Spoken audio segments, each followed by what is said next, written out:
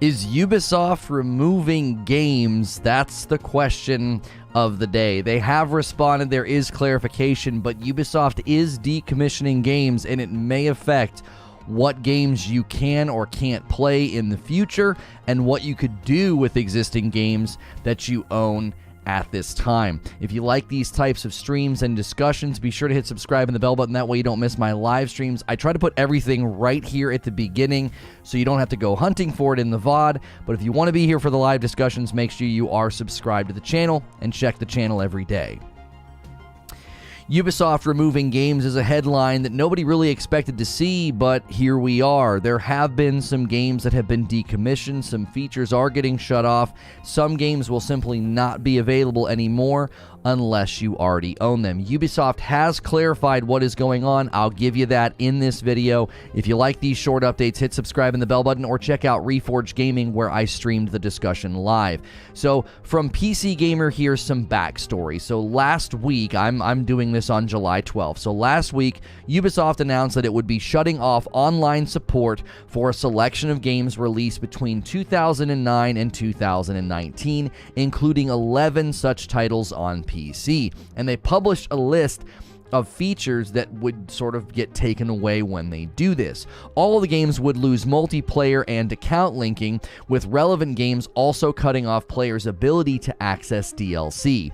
Only one of the games on the list, the 2019 multiplayer-only VR shooter Space Junkies, was going to be rendered completely inaccessible by the move. So that's the only game that you're just not going to be able to play anymore, even if you own it. So what happened? So since the announcement, Assassin's Creed Liberation HD and Silent Hunter 5 have been pulled from sale at the request of the publisher, and they also received new notices on their Steam pages that read, quote, "Please note that this title will not be accessible following September 1st, 2022. There were other games as well. This same notice appeared on the doomed Space Junkies game, while Splinter Cell Blacklist and Prince of Persia: The Forgotten Sands, two other games from the list, they remain available for purchase, with a notice that Deluxe Edition and DLC for the title will not be accessible following September 1st, 2022. So this all happens, and everybody obviously gets pretty upset and, you know, understandably irritated. Like, what do you mean I'm not going to be able to access my games? So Ubisoft has clarified. Two entries from the list of games Ubisoft is decommissioning online support for, Assassin's Creed Liberation HD and Silent Hunter 5, it looked like they were going to be rendered completely inaccessible, which contradicted Ubisoft's initial statement on what aspects would be cut off. Now, Ubisoft now says they used the wrong wording, and this is what they had to say.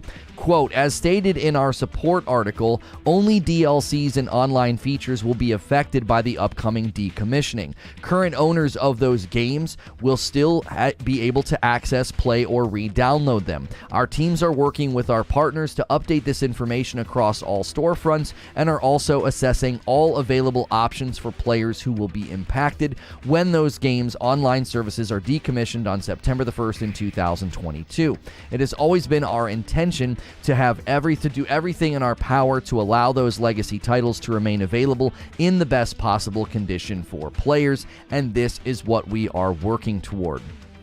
So essentially what they're doing is they're shutting down online support for certain games. So even if you owned the game, those online features will simply stop working. Now, some of the headlines were making this about DRM, that the DRM would no longer get updated and it would render your game completely broken and unplayable. That is not true. Again, the announcements and the way those storefronts, the way those pages got hit was inaccurate, according to what Ubisoft is saying. This also means that they will likely be pushing out more updates on other games to ensure that everybody knows, listen, it's DLC and online features. You should be good to go if you already own the game. I'm curious what you think about this, about companies decommissioning features or aspects of a game that you've already paid for. Let me know in the comments below, or head to Reforge Gaming to discuss it with me live. As always, hit subscribe and the bell button, and I'll see you in the next video. And I'll see the rest of you right now. Excuse me. I'm being summoned here. You don't want this story? Well, then I can't help you. Okay, just wait for her to come back in. I'm live, buddy. I'm working. You'll have to have Mama help you. I thought you just needed me to turn it on. Sorry, bud. Stories in the morning, audiobooks, and he wanted to get a new one. It's like, I'm not doing that because that turns into a bit of a task. I have to like go into the app and search. It's a little slow, so I'll have to wait for Mama to come back. Excuse me, Mama to come back inside. So, what do you guys think of this? What do you guys make of this? This is a this is obviously an ongoing, problem, conundrum, quandary for games that have online features that could be just potentially suddenly turned off. Just out of nowhere, you can't access those aspects of the game. You can't get in, and that's always going to be a concern, I think. This should always be able to be played. What's good, Mike on the mic? What's good, Feed? I see you in the chat. Guys, do your normal morning routine.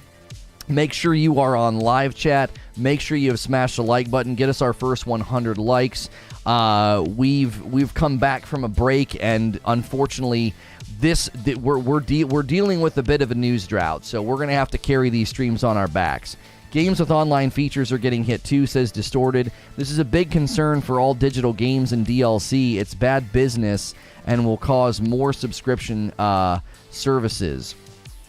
So you think it's going to cause more games to go to a subscription format? Why would this cause people to shift to subscription? I was stating how digital game purchases work as I understand them. Not sure how it works when you own the disc. Yeah, this gets really touchy because they can just be like, yeah, you can't access the game anymore because you didn't actually own the game. You had a license to play it, and that license can be revoked. It can be updated. There's any number of things they can just decide to do if they want to shut the servers down, if they want to shut the game down, if they want to just no longer support the game. These are all things that they can just decide to do, and then you no longer can access your games. We never really own games. The systems tend not to, says Distorted.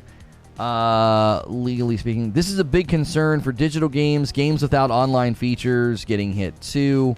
What is Ubisoft taking away?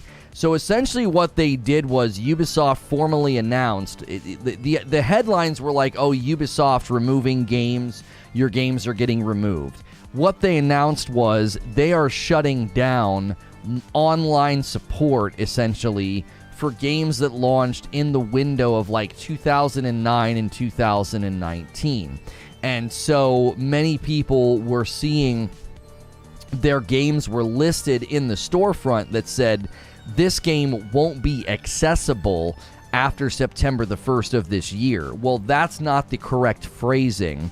There are features that will not be accessible after September 2nd or whatever, right? So there's a VR shooter, Space Junkies. That's the only game that will just be rendered completely inaccessible when they do this because it's a multiplayer only game. So if your game is always online and this sort of a thing happens, like, it's gone. There's nothing left. There is no single player mode. There is no offline mode for games that are always online. For the other games like Assassin's Creed Liberation, Silent Hunter, and the rest, they're like, listen, if you own the game, you can keep on playing it. You're good to go, but you won't be able to access online. The really strange part about this is you will not be able to access DLC. Now, I don't know when they say you won't be able to access DLC. Do they mean you're no longer able to download and buy it? Or is it like, no, you paid for that DLC and it's inaccessible. You cannot go into it anymore. Those maps, those worlds, those weapons or whatever, they're all gone. Like, I don't know. The phrasing sounds like, yeah, that's it. You can't even access the DLC, which I think would be a little strange for people that bought it. DLC is all digital. Well, a lot of these games that are in your Steam playlist are digital. 11 of these games were on PC. Most of these games were getting the little headline in the Steam storefront. So yeah, the DLC is digital, but so are the games. Like there's no physical. These 10 titles in Steam are not physical in any way. You will lose your access to your ability to even download the DLC. Another negative to live service. I will readily admit that this is one of the downsides to a live service game. I'm pro live service. I think live service is great.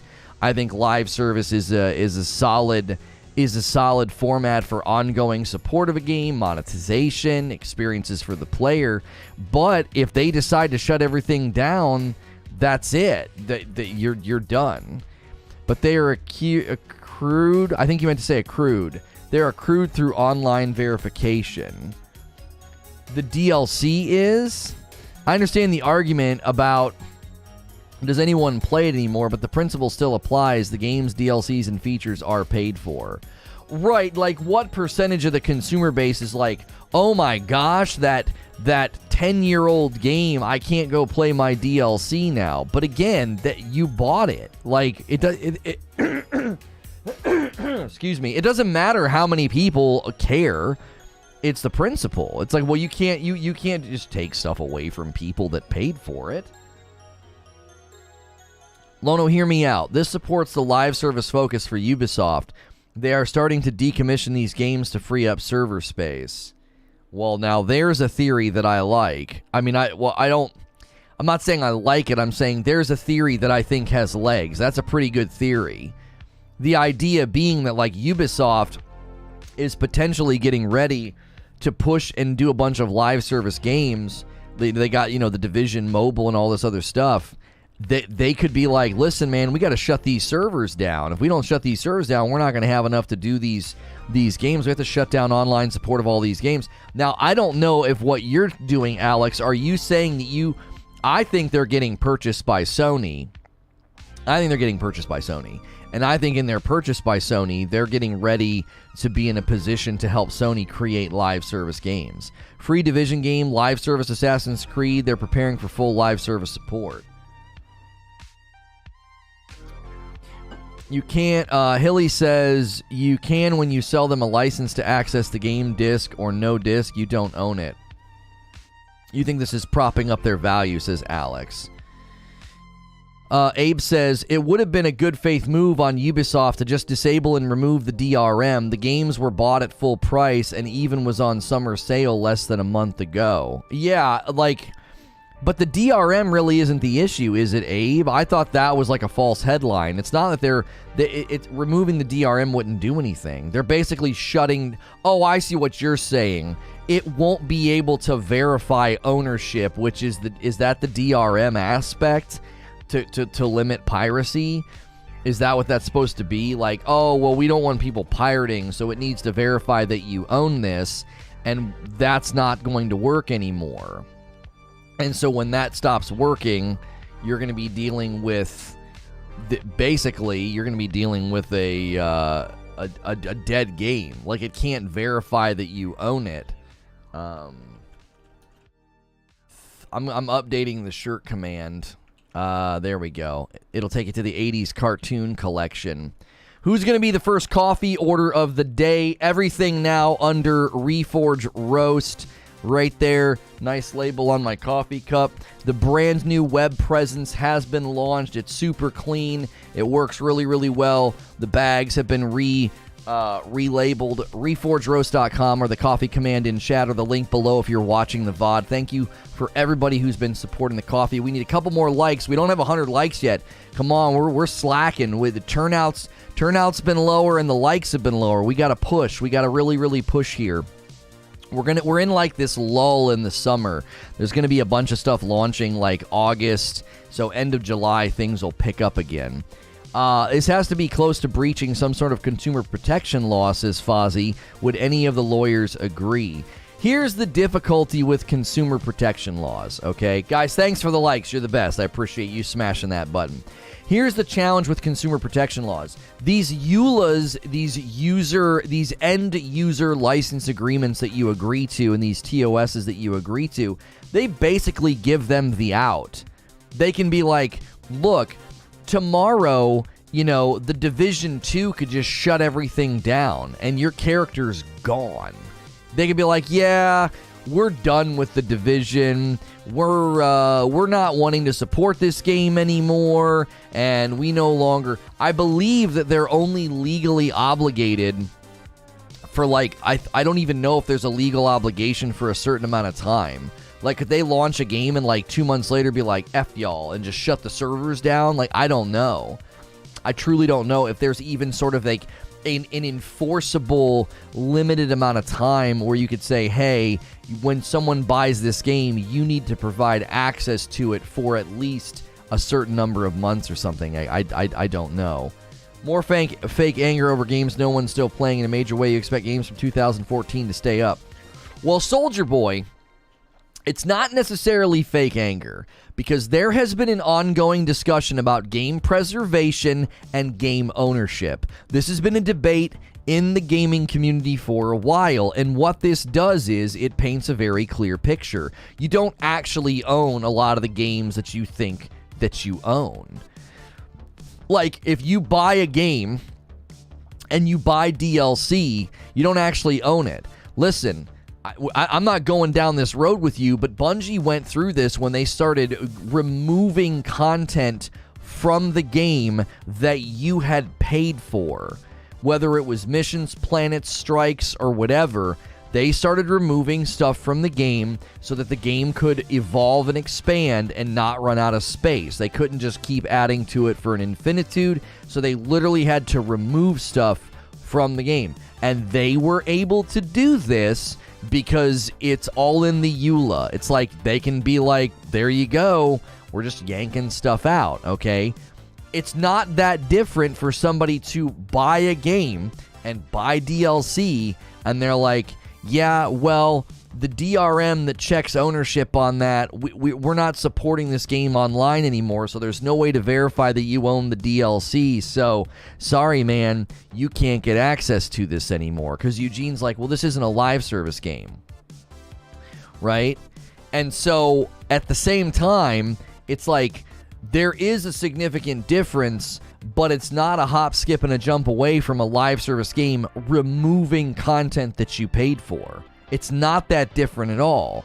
Just because it's live service doesn't mean that they're not doing something very similar. It's like, yeah, well, you paid for that, but it's gone. It's no longer in the game. Now, I never really had an issue with that, but it is very similar. It is very, very similar. You're not actually buying the game or the content. You're buying a license to play it, and that license has all these stipulations where they could be like, yeah, sorry, man, whoop, you don't have access to it anymore. EU and Australian courts will stop this, says Eugene. So Eugene's one of our resident lawyers. He thinks that the courts are going to step in and be like, no, you can't do this. Same thing is happening with movies, says Distorted.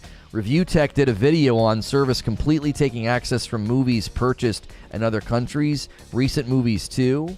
Really? Just yeah, they're gone. The movies are gone? Huh. It's similar to buying a song on iTunes. If you buy a song, you own the rights for the duration of your lifetime. People have tried to include iTunes in their will, and it's illegal. Rights end at death. Really? I did not know that you're like, your digital ownership of video games, it ends when you die. You can't bequeath your iTunes collection to your family. I mean, you can give them the login, I guess. Does iTunes find out that you died and, like, delete your account? That's a little morbid. But, you just hand the login to somebody. Worst Bungie worker with Sunset Luke Smith. I never understand that.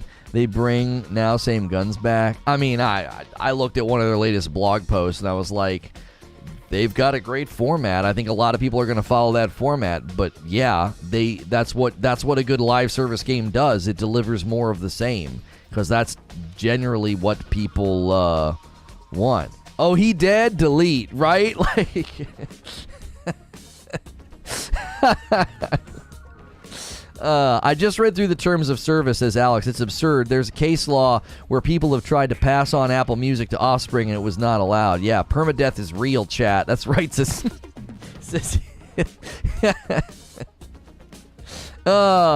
They try to, whenever they find out that you died, they just delete your character. They're like, that's it, man. You died, you know.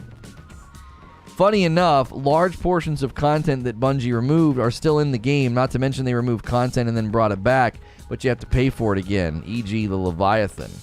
Yeah, man. But that's the developer dream right there. You're like, thanks for buying this. We got to take it away for a little bit, okay? And they're like, really? And you're like, yeah, all right. Do you want to buy this? You're like, that looks like the same mug.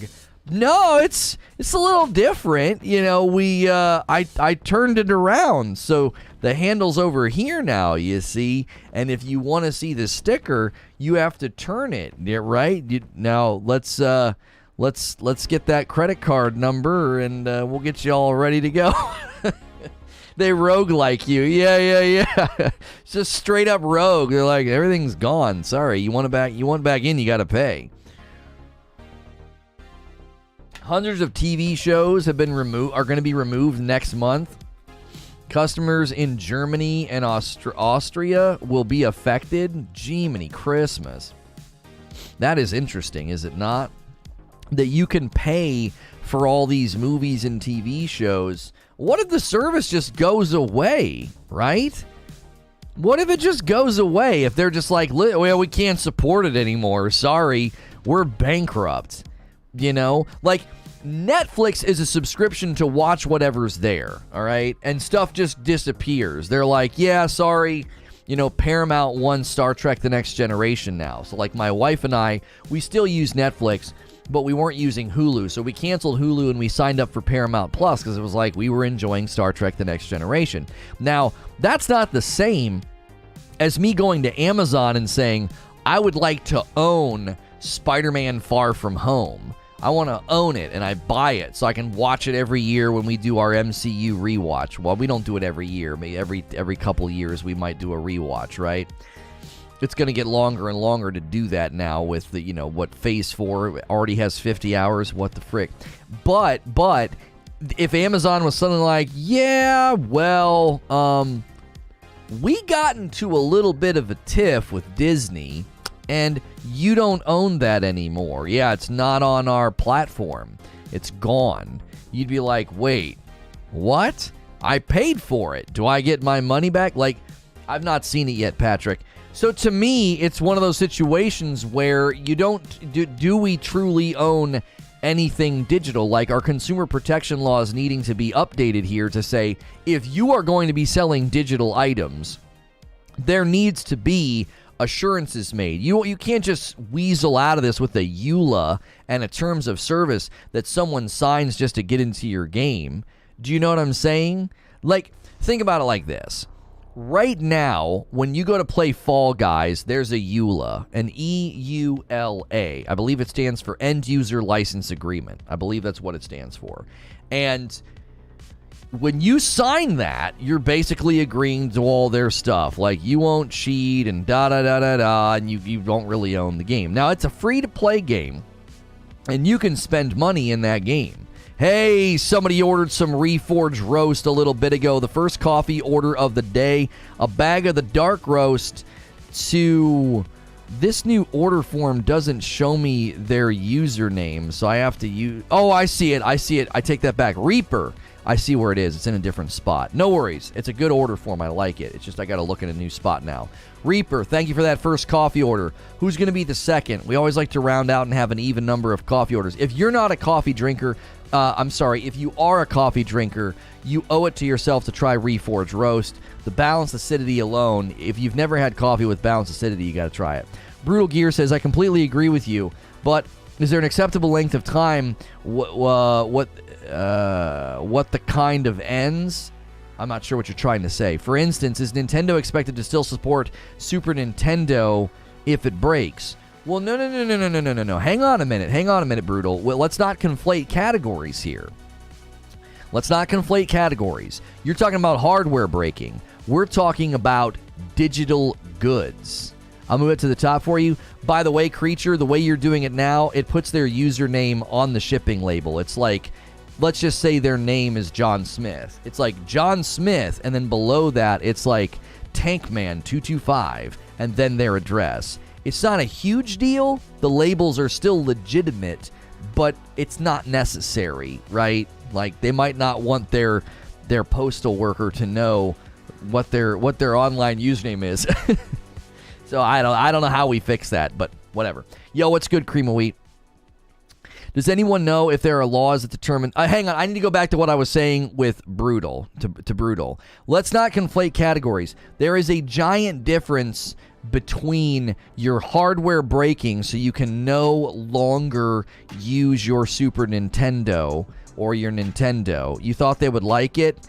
I don't know about that. You're putting something on the label that's not a tradition. It's not traditionally on the label. Like, they're accustomed to the mailman knowing their name and address because they're literally shoving it in the mailbox. But now they know their online username. It probably is like literally not a big deal. But as we scale and grow, you might have somebody get a little tiffed about that. Like, hey, man, I take my online privacy very seriously.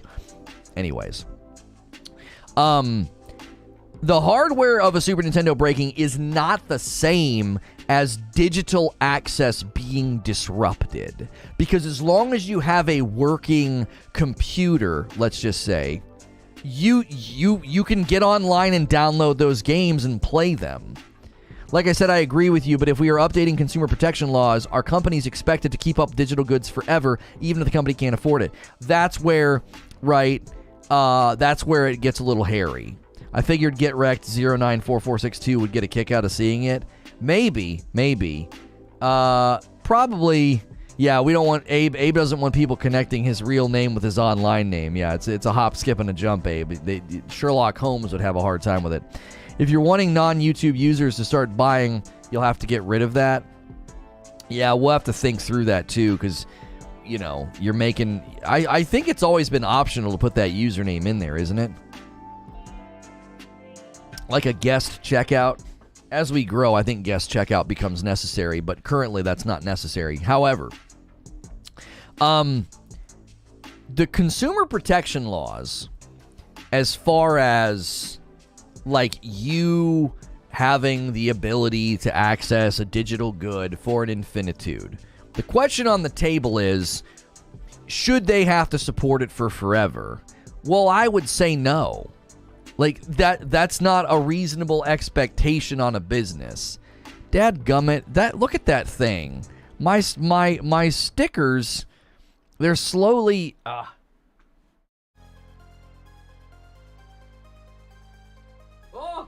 no! Oh, no!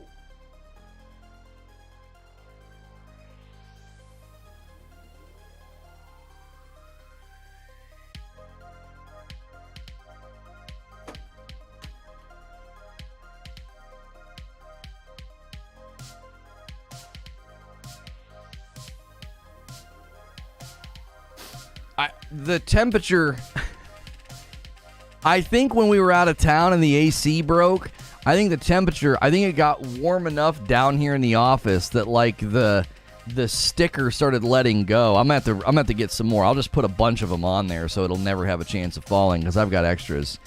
You need to mount the magnets to the wall. They've been good for forever. It's just when we were gone, the AC broke, and I think the temperature fluctuation messed with the glue, so it probably would have let go of the wall too. Your corner's off by 1 millimeter. Can you fix that? Yeah. Let me see if I can. Let me see if I can push that. Sorry. With like actual screws. Oh, I see what you're saying. No. They've been fine. I have backup magnets. I can always just stick new ones on there. It's been like this for months, maybe longer. How long has it been? Has it been a year yet? Anyway, you deserve that. I thought it was pretty good. Clapback. Technical difficulties. We'll be right back. Insert coffee ad. That's right. We need like an official coffee logo. And then periodically you guys will tune in and it'll just be Reforge Roast back there instead. You know what I'm saying? Get some Reforge Roast disc plates. So if you're new to the stream and you've never been here before, make sure and hit subscribe and the bell button. That way you can talk. That way you don't miss my shows. I am a safe for work broadcaster until I flick you off.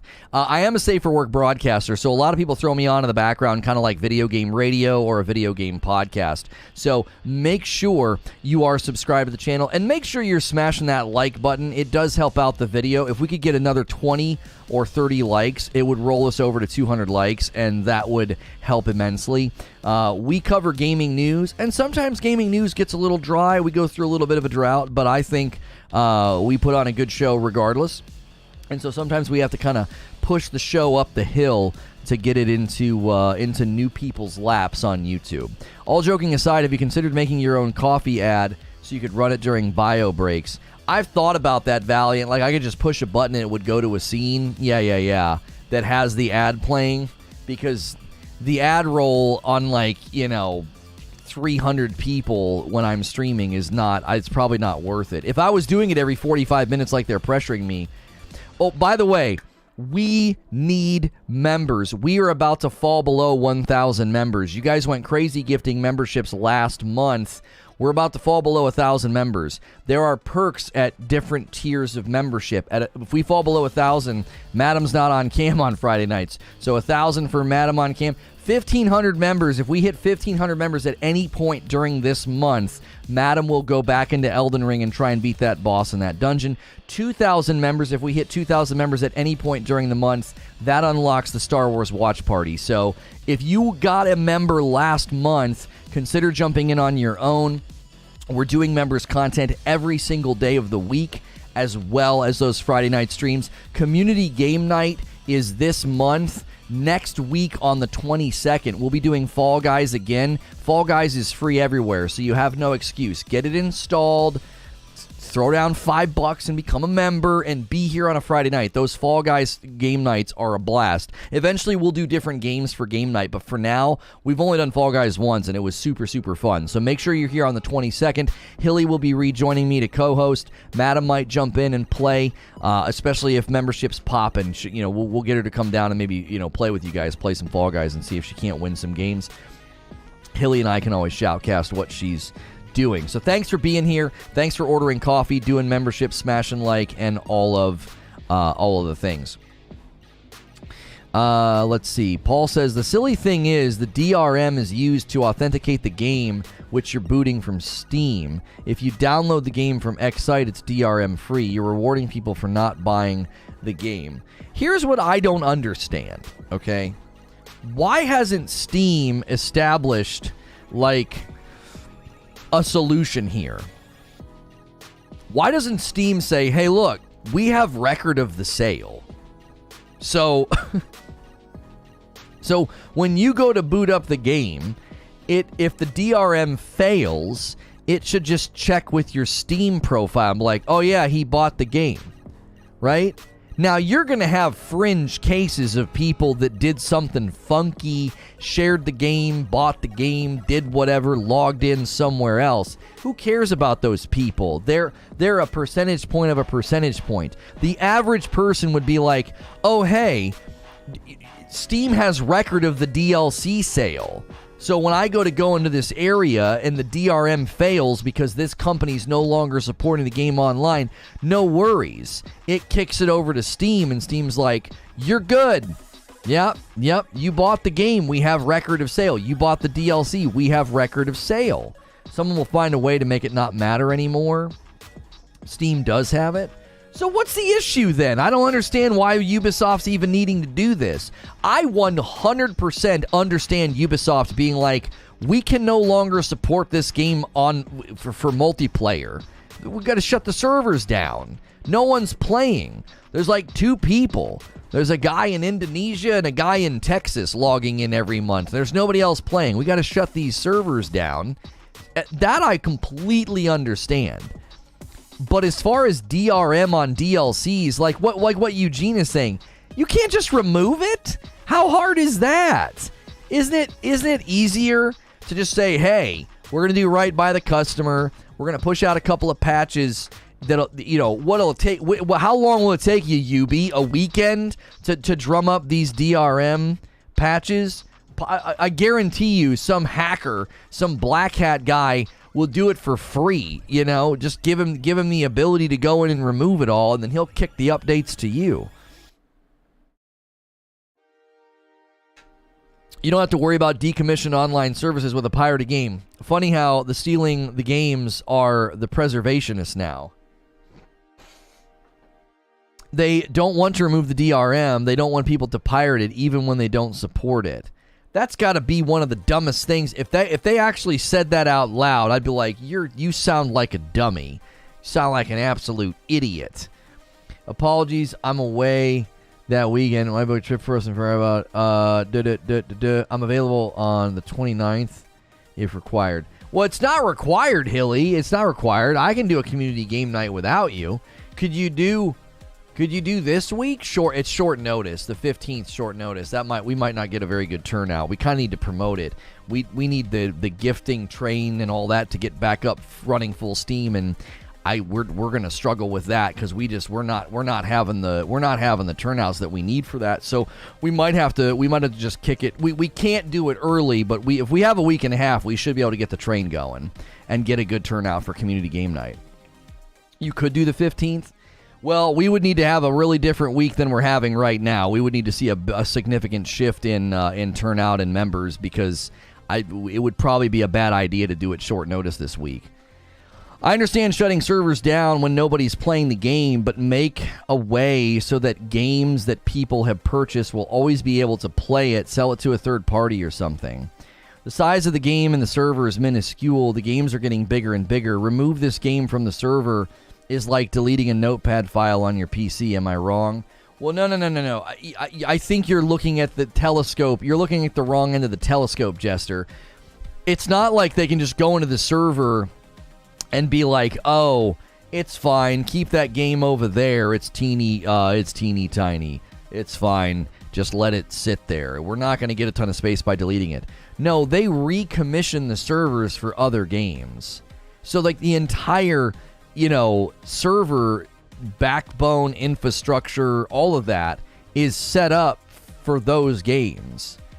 So the servers get decommissioned and then recommissioned. It's not like they can just go in and say, oh, that game's teeny tiny. It only needs this teeny corner of the server in the hard drive. You can use the rest of the server for this. They did the same thing with Paragon and Fortnite. So Epic Games goes in, shuts down the Paragon servers, and then recommission them for Fortnite because they needed them.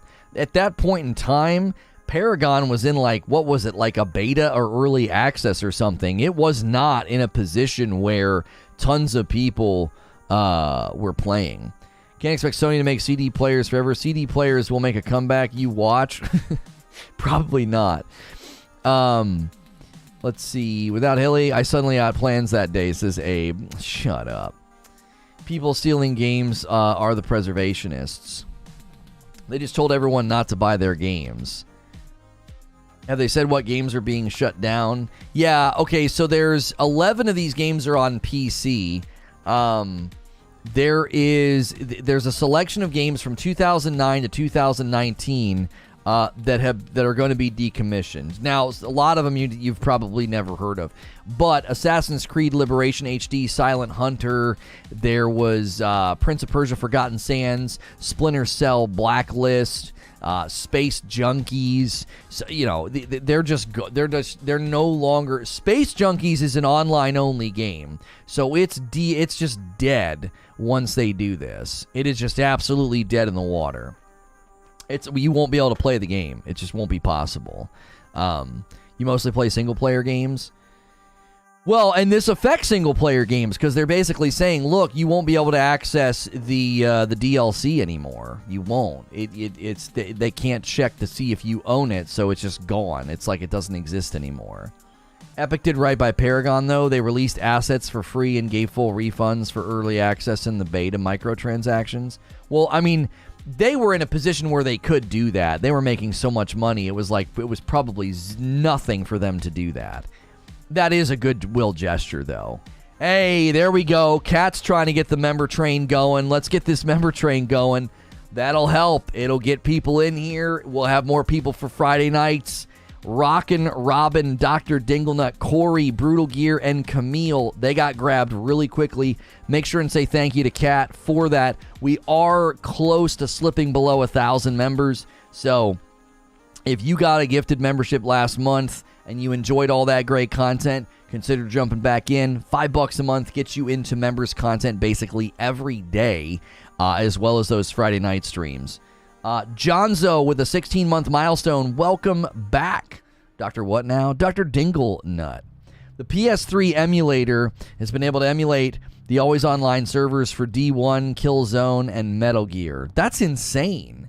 So can you play with other people, or it just emulates like it's online?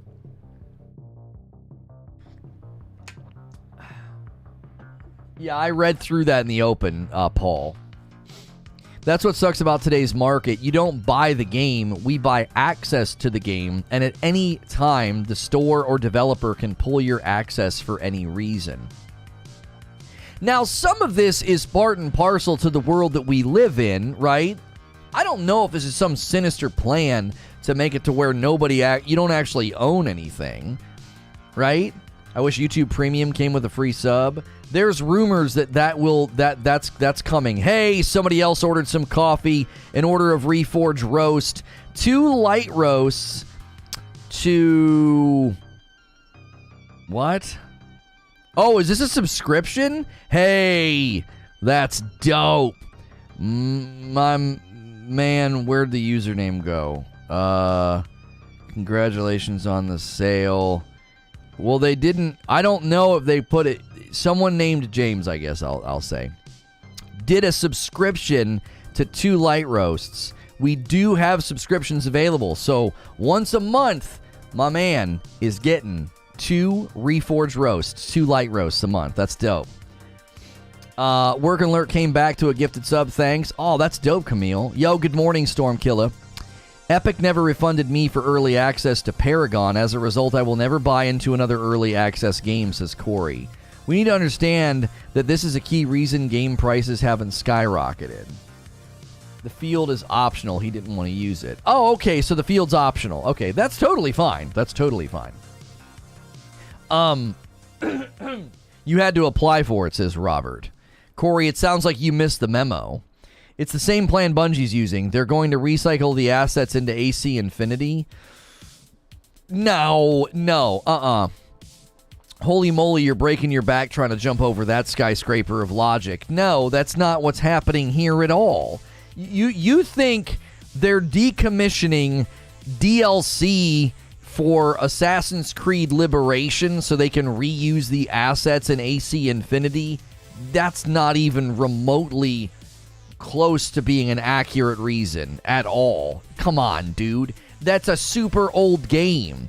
It'll be a brand new game. Now, there may be points of interest that are familiar from the old Assassin's Creed games to get you excited, but there is absolutely no way that AC Liberation is that's not what they're doing here.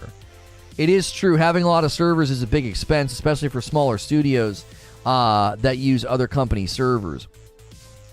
You just said yes. Come on, you gotta substantiate your claim. What's so great in AC Liberation that they want the assets for AC Infinity? When did AC Liberation even come out? Anyway, we can get purchase history, figure out what sort of sub would make sense. Oh, for you, Eugene? I mean, I could research what you typically bought and what intervals you bought. I mean, I could quickly snapshot it because I know your first name, and it's unique enough that if I searched my history here, oh shoot, I deleted that email from my dadgum phone because we're no longer using it. Shoot, Creature might have to assist. Creature might have to assist you with that. I was going to pull up the emails, but I don't. We're not using that email anymore. My email's now Lono at Reforge Media. It's not. We're not using the old network anymore. Where can I buy a lifetime rights to a picture of the infamous Lono hero pose? Oh my gosh. Yeah, Creature says he can pull it and send it to you. There you go. Maybe you have it on your account. I don't know, because if you used PayPal, he had to nuke all that stuff because it was causing us problems with the new store. Techno says, you can host a virtual remote server for always online games to play them by yourself or with friends with port forwarding, like hosting a Minecraft Java server.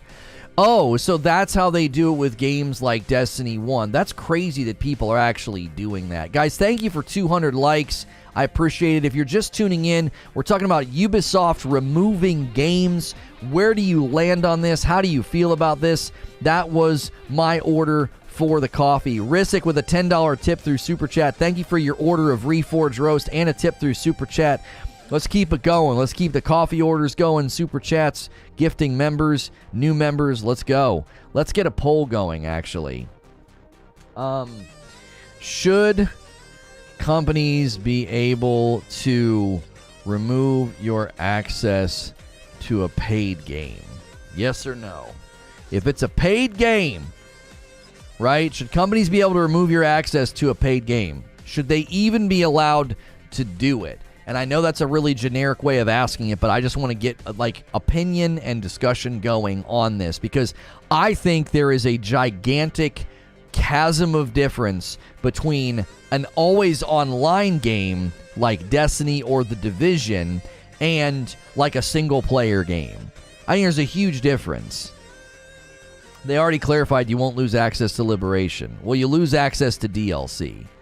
Just my thoughts, stupid or not. Okay, so Revive Farmer says, I think AC Infinity is going to be a live service compilation of all AC games using assets, stories from all previous games with new assets and stories interwoven.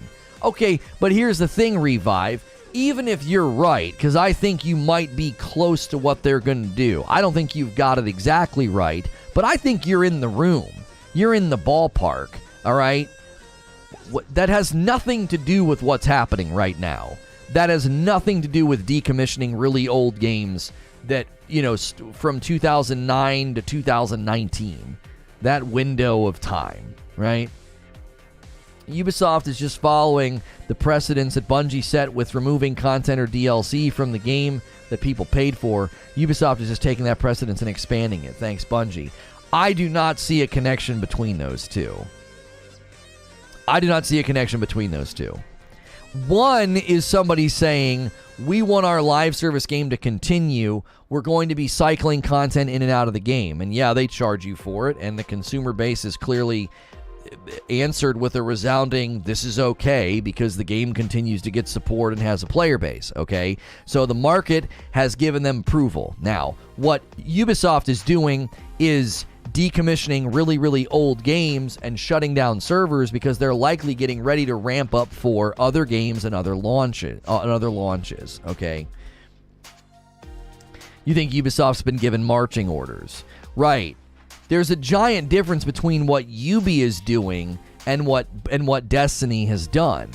One is an effort to have the game continue to evolve and grow and make space for everything. You don't need all this clutter. You don't need all these planets and all these locations. What Ubi is doing is Ubi is saying, well, we need the servers. We need the tech. We got to decommission all this stuff. No one's playing these dadgum games anymore, so we're going to have to kind of, we need to repurpose all this stuff. This is not the first time that a company has decided to say, hey, we're going to take our servers and we got to decommission and recommission them because we've got new things coming, and the game that is on this server has, 7 people regularly playing it, so we feel we're in a position to do this.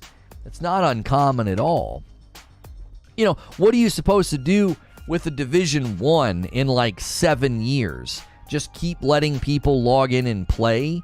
It's like eventually you have to accept the fact that they're going to need to shut the servers down. You can't access an online game for forever. It doesn't make any sense. They can shut off their servers but give players the ability to play what they paid for. Now, how on earth would they do that, Techno? Now, you're talking about preservationists and emulators that have figured out ways to do that. So they're supposed to do that for you? How long after the game comes out are you owed that obligation? would be the real question. Yeah, like what exactly is their duty and responsibility to the public that paid for the product? So let's say the Division 1 in 2 years, they're like, yeah, we got to shut these servers down. They owe you a substantive upgrade, or update, I should say, that syncs the game or links the game and creates a virtual server and allows you to continue to play and play with your buddies, right? Why would that be a thing? Your hair looks great. My hairline just started receding like it's the Olympics. I appreciate that. My hair was supposed to start balding like 20 years ago. All of my uncles that I look like were balding in their early 20s. I'm actually 40 years old, so 20 years ago is when I sort of should have started losing my hair. It actually got thicker in my 20s, so I don't know what kind of reverse Uno card my genetics played, but I was pretty thankful because I like having hair. Bald is a good look, though.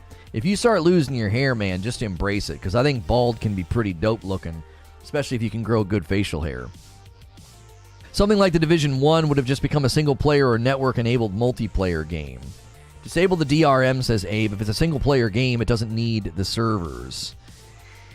Well, yeah, if it's a single-player game, that's my take on it, Abe. Yo, what's good, Pugs? That's my take. 100% is just go in and disable the DRM. How hard is that? Right? My brother is bald. I have really thick hair. Pretty sure we have the same parents. I mean, you never know. You never know, Valiant, You just never know. No, my family, everybody has different hair. Anyone else just bored with playing old games? I wish they could find a way to make game development more efficient, because the 4 to 6 year turnaround time for big games is kind of insane to me. Well, it's one of those things, Jake, I've talked about that before, that technological innovation is always, it's kind of a snake eating its tail. A little, well, not a snake eating its tail. It's sort of I feel like technology is a runner who always puts on a new pair of shoes. Always. It's like as soon as the runner gets to the point where they feel like they could run really, really fast and really, really efficiently, they put on a new pair of shoes, and they pinch a little bit. They got to be broken in, and they're back to kind of like, yeah, it's going to take a while. So you would need technological advancements to bridge the gap between the tech advancements in making games look incredible and better and awesome, and you got ray tracing and this type of texture mapping and this type of lighting and blah, blah, blah. This is so great. Well, what that does is any bandwidth or efficiency benefits your company has earned, they sort of immediately erode under the weight of all that new stuff, because it's like, well, now we got to learn how to do all this, and when we do this, it adds processing strain and bottlenecks that have to be optimized. And well, you can't do that now, because if you try to do that now, in addition to this team over here doing this with the lighting, it's going to cause all these problems. And so these two things have to work well together. So it's like, there's always another tech advancement. There's always a new thing they can do in the video game world, and it's an intrinsic setback. It's like, well, we were getting pretty fast at doing this, but now we got to learn all these new things and do all these new things, and that's going to kick the can further down the road on efficiency, bandwidth, and turnaround time. You know what I mean? I think it's something in the food making all of us bald in America. That or some wretch with the gene in them spread it like crazy a long time ago, and it's continued spreading like a plague since. People really don't have things to play. How much are you gaming? Why not have a way that once you've been verified for purchasing, download it and then have access to it offline? I mean, I played the Shivering Isles in Oblivion without being online. Sometimes, Troy, it's a matter of the way the game is built. The game's infrastructure and code and backbone is meant to plug in with the server. And when that server's not there, the game's just like, I don't know how to do anything. Right? Like, when you go and walk around, in the Division or the Division 2, okay? When you go walking around in those places, Yeah, I saw Myth is coming to YouTube. He and I go way back. He doesn't really talk to me anymore, but we go way back. I think that that the way that most of these games are built, there's too much that's reliant on the servers. They'd have to go back and completely rebuild the dadgum game. Like, when you go and play The Division, it's just expecting certain things to be there. Now, that's what Techno was talking about. You'd have to either make servers or virtual servers and then code the game to interact with those virtual servers. Game development has become more efficient, says Abe. They aren't just doing a 100-meter sprint anymore. They're doing a 500-meter sprint, but in the same time. I mean, I don't know, Abe. I don't know if it's that simplistic of a statement, because the companies have also gotten really, really big. So are they more efficient, or do they just have more people now? So they're like, well, yeah, we can do way more. I remember that game of Fortnite where he just gave you the sauce and you were like, this guy's good, before he blew up. Yeah. I was like, he's a god. And everybody sent the clip to him. Yeah. He swooped in, landed on the edge of my wall, and hit me with a rocket launcher. It was such an incredible kill. I had to give props. Yeah. He's a good guy. He's a good dude. I met him in New York. We hung out for a bit, had a drink. He's super nice.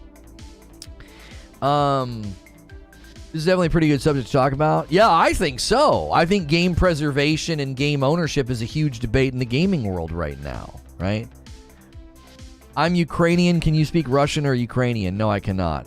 If I play by myself, why do I need to connect to remote servers?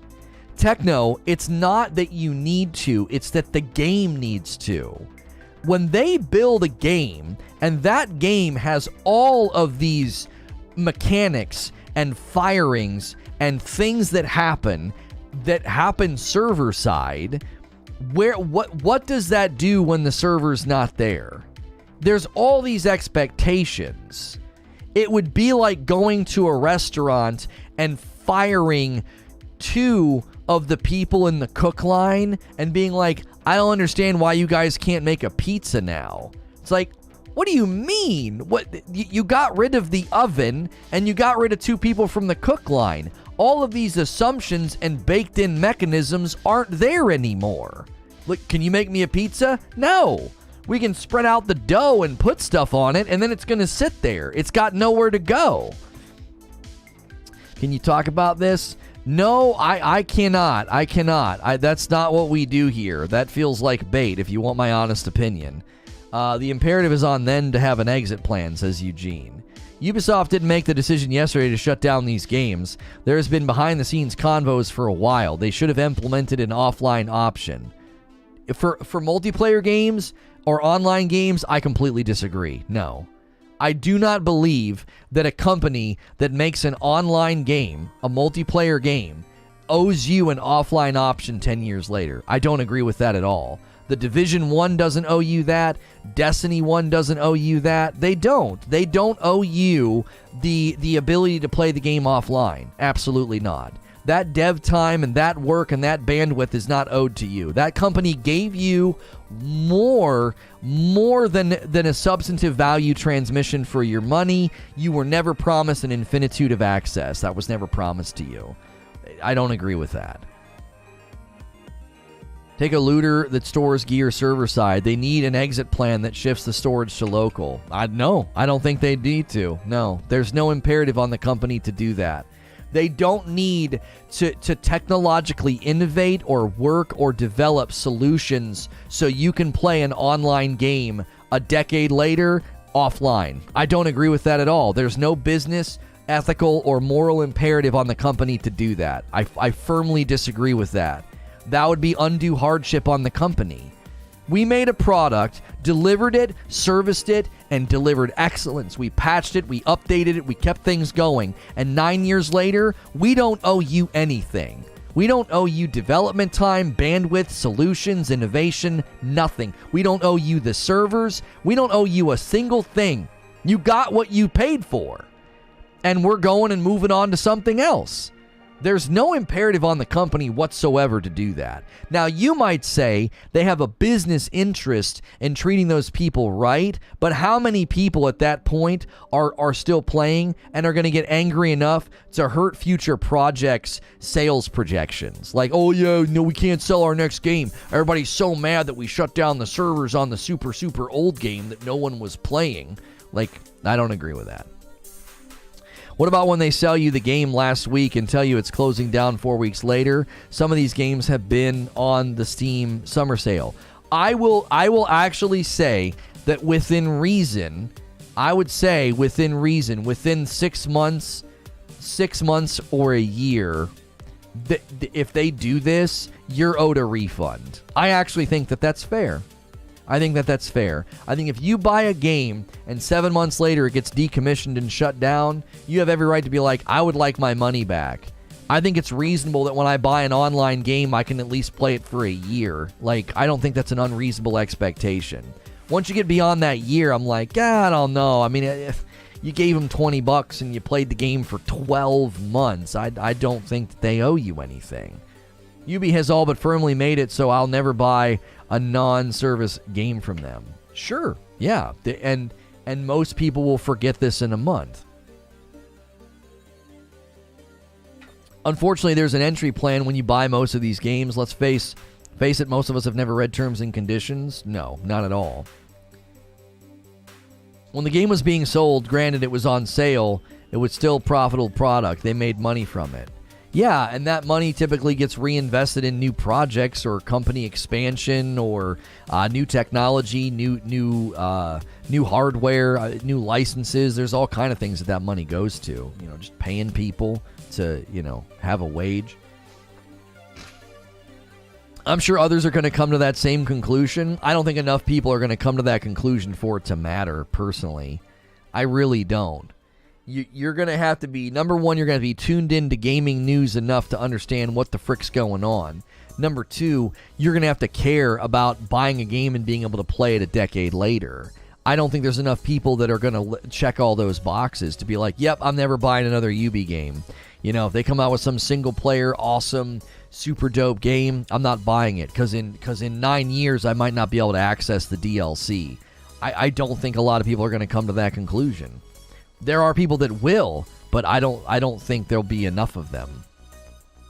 This whole thing is completely understandable from a business side, but there are ways to approach this that won't leave a bad taste in the consumer's mouth.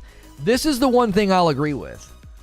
I will agree with the fact that they could go in and remove the DRM. I think that is a much different request from the consumer than requesting an exit plan so I can continue to play your online game offline. I actually think that those are two very, very different requests. I think they're extremely different. Is like, hey, can you remove the DRM so I can still have access to something I paid for? That's not the same as being like, hey, this 9-year-old game, I want to continue to play it online. Can you come up with a solution like a simulated server or a big giant reworked patch that allows me to play offline? No, that's not reasonable. The people that worked on that game could be long gone. The people that understand that game's infrastructure might not even be at the company anymore. Like, there's no way to make that request. Removing a DRM, I don't think, is unreasonable. Expecting an offline solution for an online game that's essentially, gone and out to pasture, I don't think that's a reasonable request. A 10-month milestone for East Coast Overlord. Morning, Lono. It's been a bit. Loving my new job. Welcome back in. If you guys see badges and green names in chat, those people are members. They get access to emotes, increased access in my Discord, and they also get access to members-only content. Consider becoming a member today by clicking join, the blue join button, or the join link in the description below. And also consider gifting members. We're about to slip under 1,000 members, and we want to maintain those great perks and those great things. 1,500 members, and my wife has to go back and play Elden Ring again. If you've never been here before, be sure to hit subscribe and the bell button so you don't miss my content. I am a safe for work broadcaster. We're discussing Ubisoft removing games. Assassin's Creed Liberation was one of the bigger named titles that is going to have like certain things turned off. Not the entire game, but We are talking about whether or not these companies owe you access for an infinitude if there are online features or aspect of the game that requires online and servers. Gone and put out to pasture. Explain 343 fixing that E3 demo. Bro, our second show of the day is about Halo Infinite. I don't know what the frick those guys are doing, but that's our second show. I don't expect anything to really be done about multiplayer games. Almost everything about them requires servers, so there isn't much of an option for an offline mode. Yeah, I agree. What's a DRM? A DRM is like, what is it? Digital Rights Management? I don't know what the frick it stands for. Something like that. It basically is a way to prevent piracy. Right? It's a way to prevent piracy. Typically, they make sure that the DRM works for 2 months because that's when they make most of their sales. And after that, people typically start to get around, they get around it. Digital Rights Management. There you go. A lot of people don't like DRM because it can tend to run in the background to ensure that you own the game, and it causes performance issues with games. People find it to be a little heavy-handed, but it's essentially a way to stop piracy. Isn't Liberation DLC? That is what they're doing with it. Now would be a good time to insert ads, says YouTube. So basically, about every hour or so, YouTube encourages to run ads. I don't want to do that. So I do an advertisement for gifted members whenever that ping hits. You guys can gift members to other people here and help us hit great milestones of membership.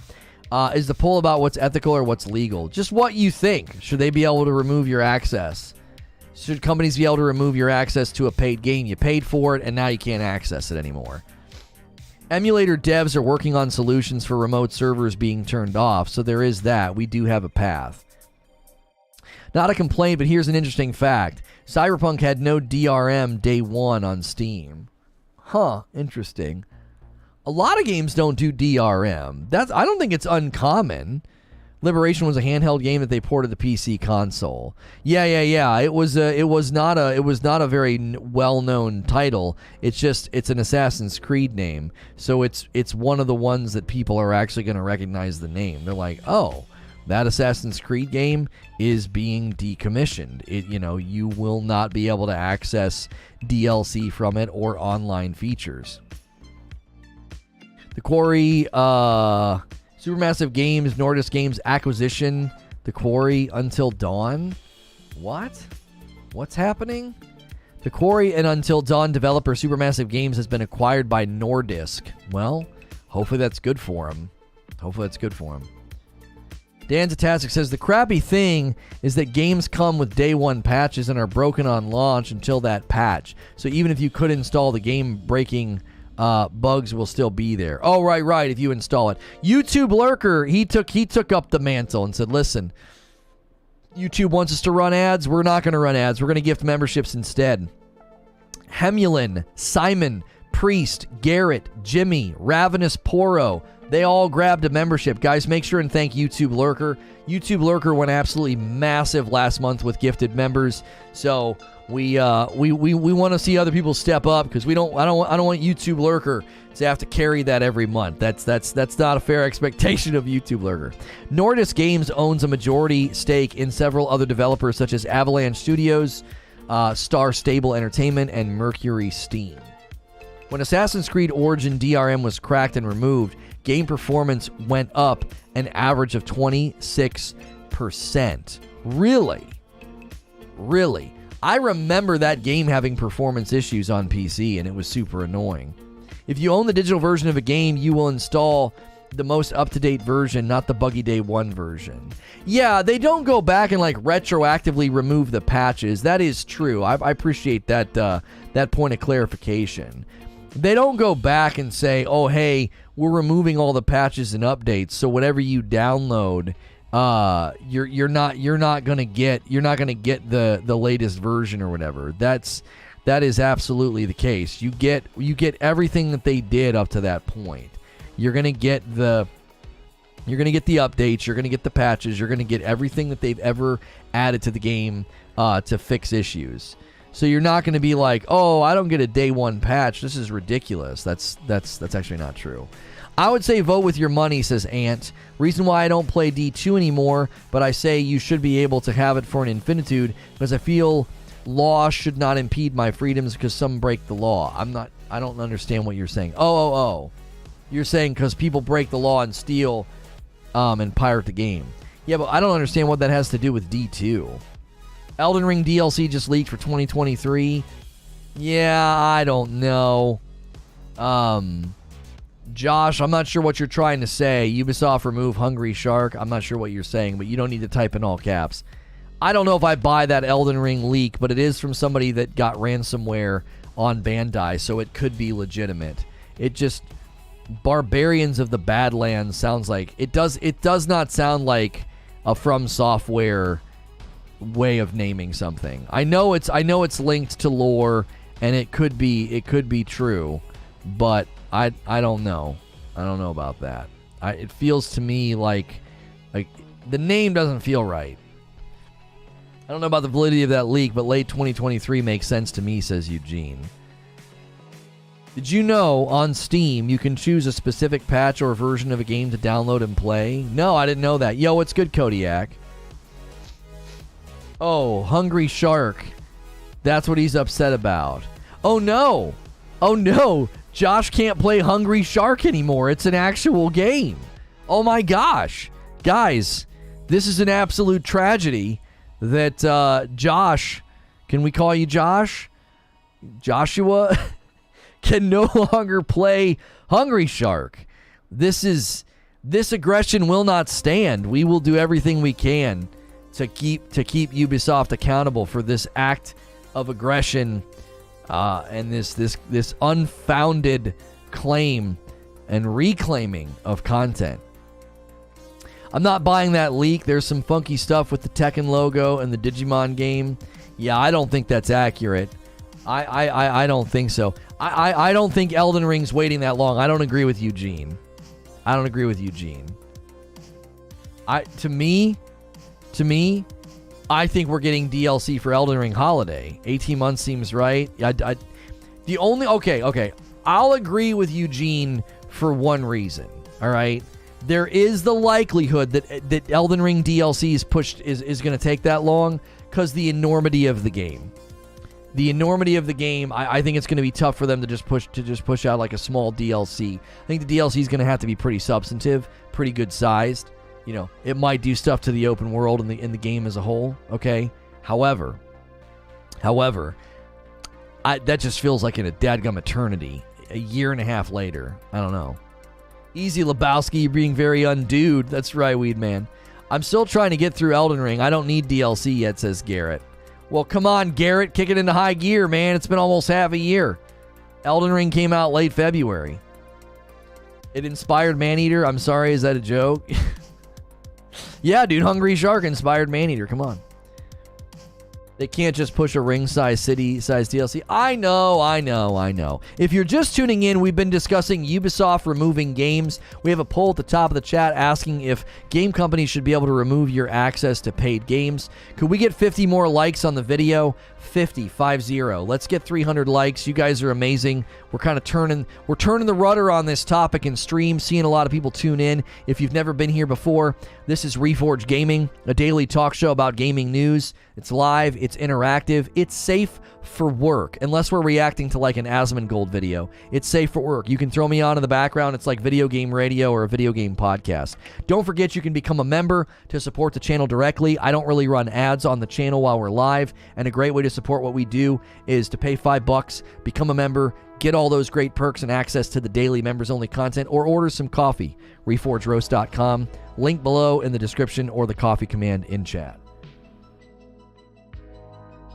Sonic Frontiers ends with him being eaten by a shark. Turns out the game was a long-awaited Hungry Shark prequel. Oh my God, stupid.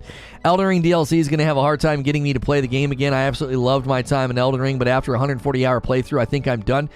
Have you been following me for a while, Get Wrecked Goodson? Were you here yesterday for the Elden Ring discussion? The FromSoft The FromSoft boys really didn't tune in yesterday. It kind of surprised me because we got a lot of FromSoft fans that subscribe to the channel on the leading up to Elden Ring, and I don't think they unsubscribed. I expected a little bit more turnout yesterday. We talked about Elden Ring replayability, and maybe we were a day early. Maybe if we would have done it after this Elden Ring DLC leak, we might have had a little bit more of traction and relevancy and search volume. Have you discussed anything about the open world Terminator game? No, I have not. Other industries discontinue access at some point. Auto companies start to discontinue parts after 5 years. Techno says they could just go the Skyrim Dragonborn DLC route and add an island off the coast instead of changing the base game map. You were popping in and out yesterday? Okay, cool. I just wanted to make sure that the From Boys, they saw our coverage. We're not really doing From Friday anymore because it just wasn't working, but that car ran out of gas. But I wanted to talk about replayability in the game because I thought that article was a good take. The last Terminator game I played was for the Sega Genesis. I may give it a try just for nostalgia. Third-party part makers still make them, says Eugene. What's on the scope today, folks? What's good, Fast Flex? We are talking about Ubisoft removing games. There were lots of headlines about them removing access to your DLC. There's an online-only game that will be basically completely dead in the water because you will not be able to play it any longer. They're decommissioning games and servers, and more than likely recommissioning those servers for the Infinity game coming out, Assassin's Creed Infinity. It is coming out, and there's going to be a pretty big announcement in September. This is likely why they're getting this out of the way. Ubisoft's going to do a pretty big thing in September. There's supposed to be all kinds of stuff going on leading up to September, in all the games, but it's all been pretty minor. None of it's been that significant, and so we'll see. We'll see if any of it turns out to be. I was hoping they were going to do something each week or every other week in the rogue mode inside AC Valhalla that is coming. Assassin's Creed Valhalla rogue mode is coming later this summer, and I actually thought that's what they were going to do. I thought, that's what they'll do. They'll take each game and they'll grab the character, they'll grab the lead, and when they grab the lead, they'll take their weapons and their builds and stuff, and they'll throw it in this rogue mode. I was incorrect. They're I don't know what they're doing. Did I hear Elden Ring DLC leak? I don't know if it's legit or not, but yeah, there's an Elden Ring DLC leak. 3 months milestone from Sam Mudd. Welcome back, Sam. Thank you very much. You be getting rid of Far Cry 3 servers. It's games like that always confuse me. Why did it have a PvP mode? Who plays Far Cry games for the PvP? Far Cry 3's PvP actually did okay for a while. I think people liked it. I do. I think it was felt like a little bit like Soldier of Fortune. I doubt Sony buying Ubi more and more every day, says Eugene. I don't know. Creature's take on this is that, and somebody else said this in chat too, they're doing this because someone told them to. They're doing this because someone told them to. Somebody's coming along and they're like, listen, we want to work with you, but you gotta shrink down scope, and you gotta give us some live service games. I'll say it again, I think Sony has given Ubisoft marching orders. We'll find out September 10th. Yeah, that's what Creature thinks. He thinks they've been given marching orders. They're not taking on a company that size, too much liability. Yeah, I mean, maybe. 19,000 employees. Maybe they only want a subset. Maybe they want to have a relationship similar to the one with Bungie, where they become a significant owner, part owner, investor, something, and then Ubi continues to operate independently. You know what I mean? It could be something more along those lines. The head of accounting told them to, says Robert. The main characters from each game show up in Valhalla each week or two. Is that what's been happening, D-Tom? They could just do the Activision way and let the game go to crap like they did with Modern Warfare and let the hackers have it and bugs just ruin the game, forces the player base to play the newest Call of Duty. Ubisoft's way bigger than Bungie. Oh, I know that. I'm not saying they're the same size. Microsoft gave them marching orders. Microsoft can afford a 19,000 employee. Sony can't. I don't know about that. I know Microsoft as a company has tons of money, but the Microsoft gaming division might not have that level of a budget. I don't know. Have you worked at a gaming company before? What's your background, if I may ask, just for knowledge? I have not worked with a gaming company before. I've been to capture events and had discussions with developers and interviewed developers main stage at E3. And I have been covering video games for 8 years. So researched a lot, read a lot. I've had direct contact with devs, interviewed devs. So I do not have a background, though, in game development. I worked for a small software company for about a year, so I have some very rudimentary knowledge of how important project management is and, interaction with the client and delivering a minimum viable product and things like that. So, but I do not have a background in development. Here we go again. Sony's broke. I don't think they're saying Sony is broke. I do think if they were to approach Ubi, there would be an interesting way that they'd have to do it, because I don't know if they have the ability to buy a company that size. Sony couldn't possibly have any money, even though Microsoft's one of their largest customers, and they know their way to the bank just like the rest of the world. Yeah, maybe. Technically, Bungie is owned by Sony now, so they're bigger. So they are bigger than Ubisoft. Well, I think their meaning is staff size, Xander. Like, I've been playing AC Valhalla again for about 2 weeks into Cassandra's mission, but I haven't seen any others, says Tony. John says, maybe they are decommissioning non-performing games in preparation for a negotiation with Sony. Yeah, Sony's one of Microsoft's biggest customers. They rent the Azure servers that run the PlayStation Store. Yeah, Sony does use the cloud-based stuff. They use the Azure stuff. Yeah. Technically, Bungie purchase hasn't been cleared yet, like ABK deal. I think Sony, with its $150 billion net worth, is doing just fine. We made it to Tuesday. Yeah, we made it to Tuesday. I don't actually think this is a console war. I don't. I actually think it's a completely legitimate debate to say which company has cash on hand to buy a company Ubi size, right? Because, you just got done saying, Eugene, you think the company's too big for Sony to buy. Well, Microsoft does seem to be, from a philosophical or business strategy perspective, they do seem to be throwing money at their strategy. Get as many companies as you can so you have tons of first-party titles for Game Pass. I actually don't think that's a console war at all. I think that's a legitimate business strategy comparison between the two companies. Why would anyone want to buy Ubi? 19,000 mouths to feed, and the board is worse than Activision. God, it'd be sweet. Staff-wise, for sure, Ubisoft has multiple studios all over the place. While you weirdos love to make it out like they're enemies, they're buddies. Each is one of the other's best customers. They wouldn't dream of hurting the other. Yeah, I don't think they're trying to hurt each other. I just, now that they can't afford it, it's not worth it. I actually think that they can't afford it. I don't think that they could afford it. Because if they went to the bank and they wanted to have it financed, I don't think it would get financed. They'd be like, frick no.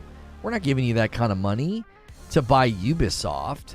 You would need proof of concept of return. I don't think they could do it. Ubi's annual revenue is down 4.8% at $2 billion per year. Sony's up to $75 billion a year and has plenty of money to purchase Ubi. For Ubi, a Sony purchase is no brain. I don't know. Like I said, I think it looks like Sony wants Ubi. But when you actually look at the size of Ubi and the potential ROI, that's when it gets dicey. It's like, I don't know. I don't know if Sony could. Sony doesn't have cash on hand for it. They'd have to have it financed. And if they had it financed, they'd have to prove ROI. Who the frick's going to approve that? The purchase cost of Ubi would be, yeah, I think it's more likely that Sony's buying Square, because Square is cutting and shrinking to a purchasable size. I think it makes more sense that Square's about to get bought, more so than Ubi. We're missing an important flag.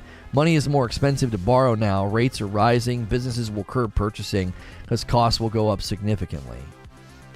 I think if you want 10 live service games in 3 years, you might need about 19,000 people to make that happen. Now, okay, that's not a bad perspective on the issue, is that how else is Sony going to substantiate or bring to realization that plan of like 10 live service games? Ubi would help with that, you know? Ubi would help with that. Sony's annual cash on hand. Compare Sony with other stocks. Sony's cash on hand is up to 30,000 2020. Sony has $10 billion left to spend on acquisitions through 2023. Right, and $10 billion's not enough for Ubi. How much did Microsoft pay for Bethesda? Wasn't it like 40-something billion dollars? Like 43 billion? You 7 billion for Bethesda? What was the Microsoft Activision was the 43 billion. Yeah, Bethesda was 7 billion, and the Microsoft Blizzard Activision is 43 billion, is it not? Ubi's valued at between 6 and 9 billion. Okay. So I got my numbers flipped around. So it's like 7 to 7.5 billion for Bethesda, and then the Blizzard Activision one is like 43 billion, which makes sense. You're buying an entire dadgum publisher. You're not buying one studio. Blizzard is 69 billion? Where did I get 43? Who's the 43 billion? There was an acquisition, was there not, for 43 billion? Was Twitter trying to sell? Oh, the Twitter deal. We've covered too many frickin' acquisitions. I'm getting all confused. 43 billion. Okay, Jiminy frickin' Christmas. It's so much money. Well, okay, so if Sony's got 10 billion left to spend on acquisitions, and Ubi's valued between 6 and 9 billion, and Bethesda went for about 7.5, I could see them trying to snag Ubi for 8 billion. I could see them trying to do it. Hey, look, we'll buy you for a crispy 8 billion. Help us build 10 live service games. I'm telling you, you guys are making a compelling case that Ubisoft gets bought by Sony. You're making a compelling case. Because Ubi already knows the live service realm. They've got the division. They've got ridiculous number of studios. And that acquisition could crank out, half of the live service games that Sony wants. And they've already got a big mainstay title headed to live service with Assassin's Creed Infinity. Square Enix has a valuation of $130 billion. It's even bigger than Blizzard. It has significant international reach, especially in Asian markets. Ubi's far less valuable than Square. Well, there you go. I mean, if that's true about Square Enix, they were trying to maybe shrink to be more viable. If you guys are just tuning in, we need 26 more likes on the vid. So if you're already a subscriber and you like my content, do me a favor and smash that thumbs up button.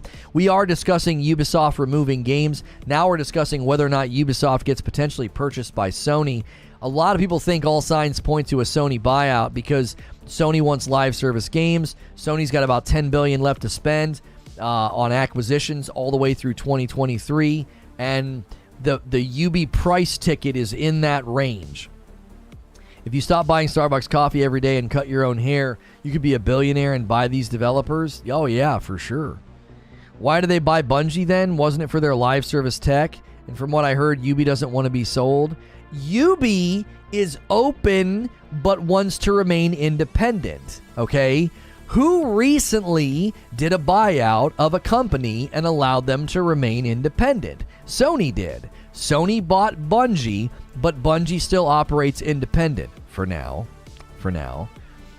There could be potentially a rude awakening coming for them one day, and I would love that. But for now, that's the way the deal is stipulated, okay? So a very similar contract could be drawn up for Ubi. Hey, we already did this with Bungie. You want to remain independent? Well, that's fine. We just need you to build some live service games for us. We got this live service arena or whatever the frick they're calling it that they're building with Bungie. Square Enix is only $5.4 billion. Yeah, I was like, how is Square worth that much?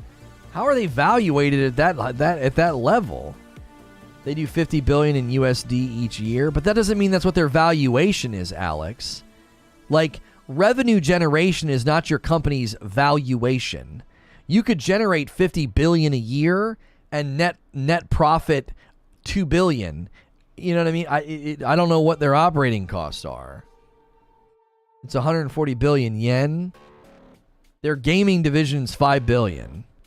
Their valuation's 139 billion. You're going to have to substantiate this with an article or something.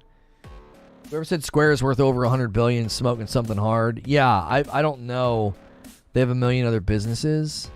Yeah, but they wouldn't be selling all their other businesses. They'd be selling their gaming division, which is likely in the 5 to 6 billion range, because if Bethesda was in the 7 billion range and Ubi's valued in the 6 to 9 billion, I would imagine that Square is in the 5 to 6. It's just the gaming division. Valuation is never less than the revenue for these what? Huh? Valuation's never less than the revenue? What? Homie, I'm not a financial expert, but I'm fairly certain that the way a company is valued, valuation of a company, is not purely based on revenue generation. It's based on profit. How much money can this company make? Not generate. How much can the company make? Probably confusing yen and USD since it's a Japanese company. Yeah, as of July 2022, Square Enix has a market cap of 5.4 billion. This makes Square Enix the world's 2,092nd most valuable company, according to our data. Companiesmarketcap.com.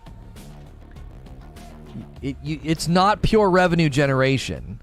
I agree with Lono, but lemur generation is also considered in valuations. However, profit's far more important up front. For all we know, Bungie's contract may only allow them to be independent for a limited time, and they're just not telling us. I actually hope that, Crowded House. I do. I want the leash to get yanked back on them in a couple of years. That would be amazing. Square is valued at 365 trillion yen. That's 139 billion USD. I'm understanding the gaming division is 5.8 billion, but the overall valuation of the whole company plays into its purchase power. No, it does not. No, it does not, Alex. No one is going to go to Square and be like, we want to buy your gaming division. It's valued between 5 and 8 billion. They're like, yeah, but our entire company's worth 139, so you got to pay us a little bit more. Any company that understands just basic math is going to say, no. What? No? That doesn't do anything for us. We're buying the gaming division. That's what's going to give us revenue and return on our investment. Just because if you go and buy a restaurant chain that's owned by a gigantic parent company, you would only pay for the valuation of that restaurant chain. The parent company's valuation would weigh into the matter a total of 0.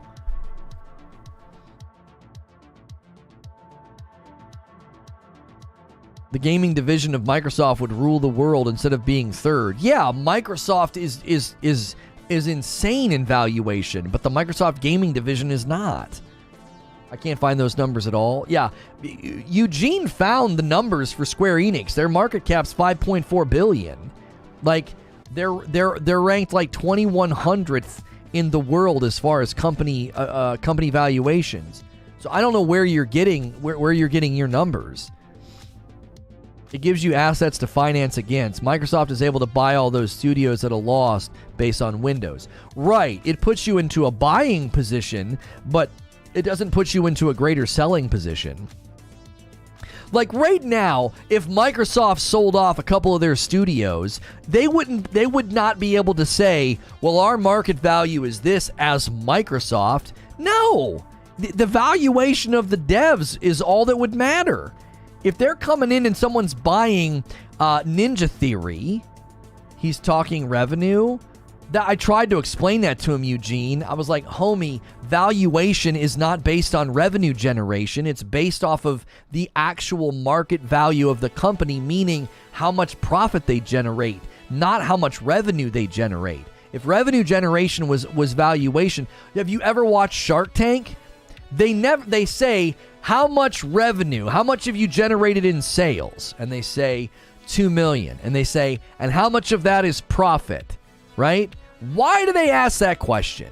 Because a lot of the times their first pushback is, your production costs are too high, I'm out. You're barely keeping the lights on. I am not investing in your company because the potential ROI is a negative. No, I don't want anything to do with your company.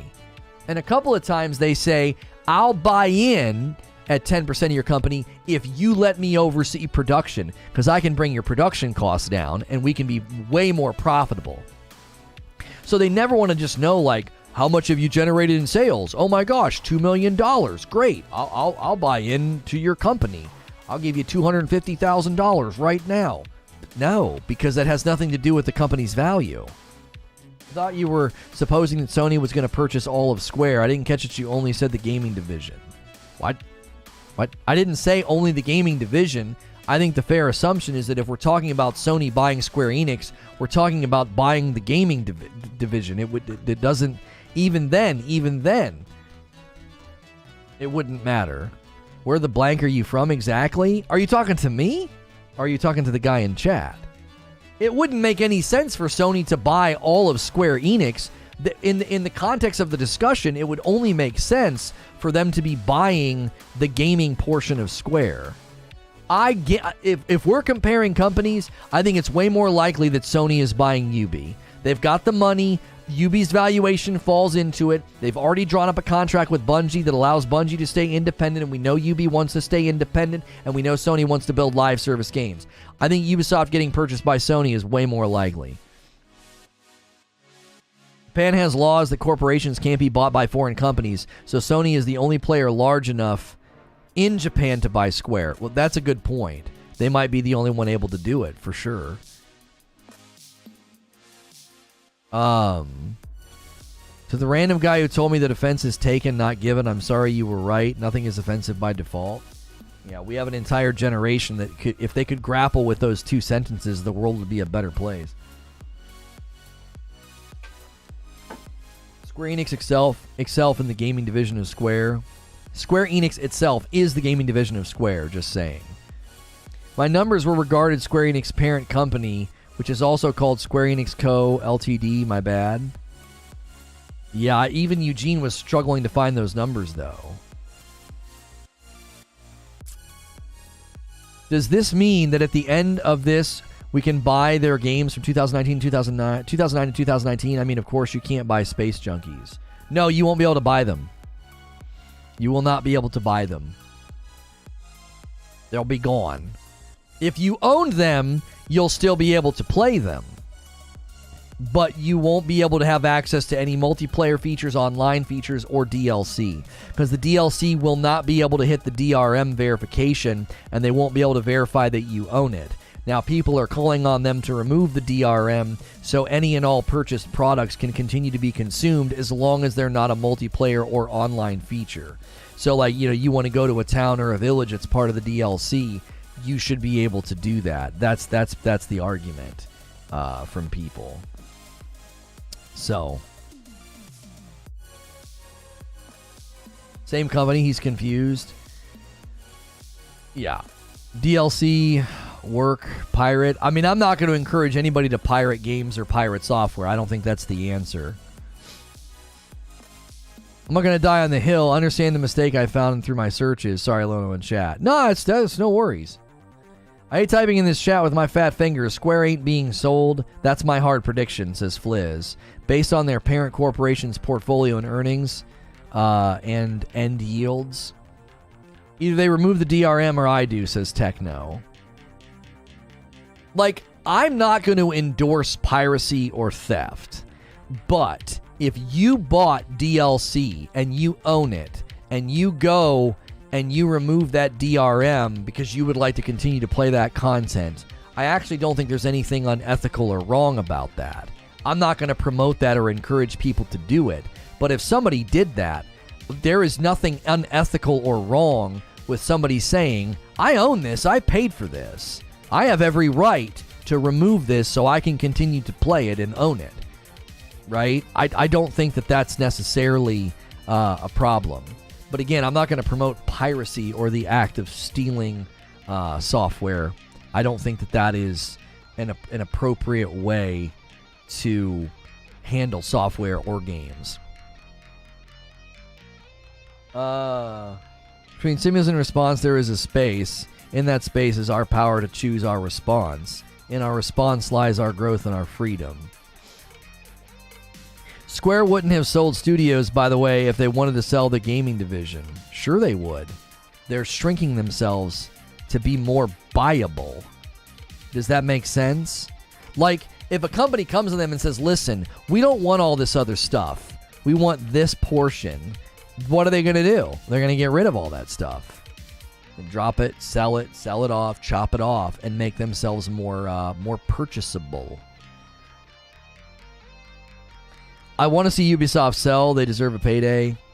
What about lost media you don't own? Several episodes of Doctor Who are gone completely. Yeah, I mean, that's just one of those things. It's unfortunate. You know, you don't have a claim on it unless you bought like a DVD set or something and it's in your home. You know, you don't have a claim on that. You know, it's unfortunate, but it's true. You have no claim on a television show unless you bought a DVD set or something. Or if you went to Amazon and bought an entire season and then they went in and removed episodes, I think you would have a right as the consumer to say, hey, wait a minute, that transaction already transpired. I own that. That's mine. Now they might say, no, we sold you access with a stipulation that elements of the show and episodes could change over time if the publisher or rights owners determine, you know what I'm saying? Your desire to preserve doesn't trump the rights holder's desire to let it die. There's a difference between desire to preserve and you saying, I'm maintaining my ownership of this. I don't think Square is going to sell out because of how their record profits for Final Fantasy and the upcoming Final Fantasy VII Part 2 and 16 on the horizon. I'd think that they would sell if they're failing. Doctor Who episodes were destroyed by the BBC themselves back in the 70s. They were never put to any physical media. So there was never a time where you could buy access to the episodes on Amazon or something. Square sold the Western studio for funding for NFT. Now with all NFT going down, they said they are not going to use those funds for that anymore. Well, gee, many Christmas did they dodge a humongous bullet. Fell into some confirmation bias, I admit it. I found some numbers that looked legit, misunderstood it. Just want to show that Ubisoft was the more likely purchase. No, I understand, Alex. You're fine.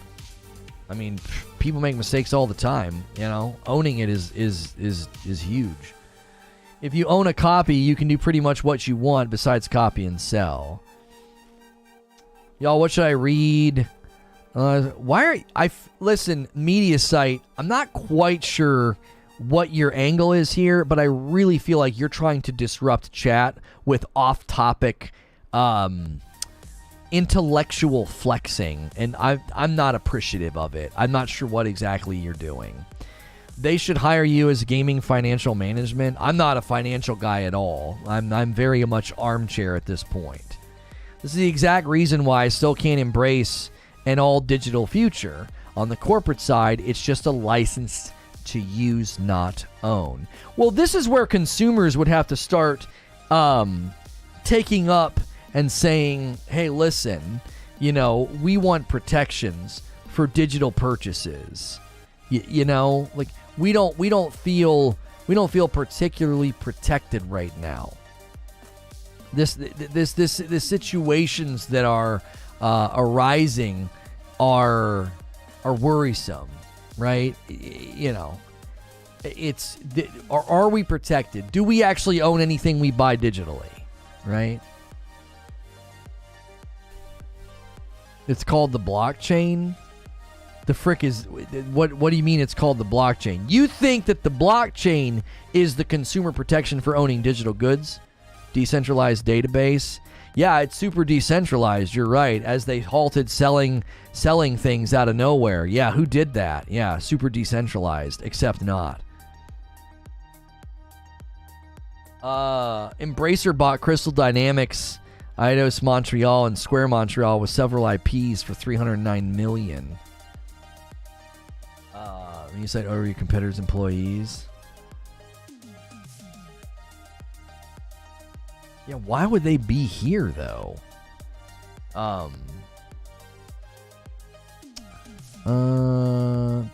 Same thing. You put a disc in your console, it has to download the license first. Apart from the financial side, do you see an emotional reason for Square Enix to not sell? They have well-loved franchises that may be risky to give to another company. I think a Japanese-owned company like Sony wouldn't ruffle feathers. I don't, but like somebody said, there's Japanese law preventing foreigners from buying, so Square conceivably could only be bought by Sony. They have publicly stated they'll be reinvesting those funds in their developers. Well, that's good. Disc in the console does not download a license. A lot of the times it does, Paul. I've had it do that. It needs you to plug in and turn on. Not all the time. You know what I mean? You sound like an IT guy who always gets an A+ grade. You sound like a low-effort troll who wants attention. You need to find something better to do with your day. They sold Tomb Raider IP on that deal. It was a steal. Sony would make the most sense. Yeah. I think Sony makes the most sense for the purchase. 100%. The blockchain amounts to a simple receipt. If someone steals your receipt, you still lose. The blockchain is meaningless. Blockchain technology is great. There is no such thing as a decentralized database. There's no such thing at this point in time. It's controlled by somebody because they halted the selling.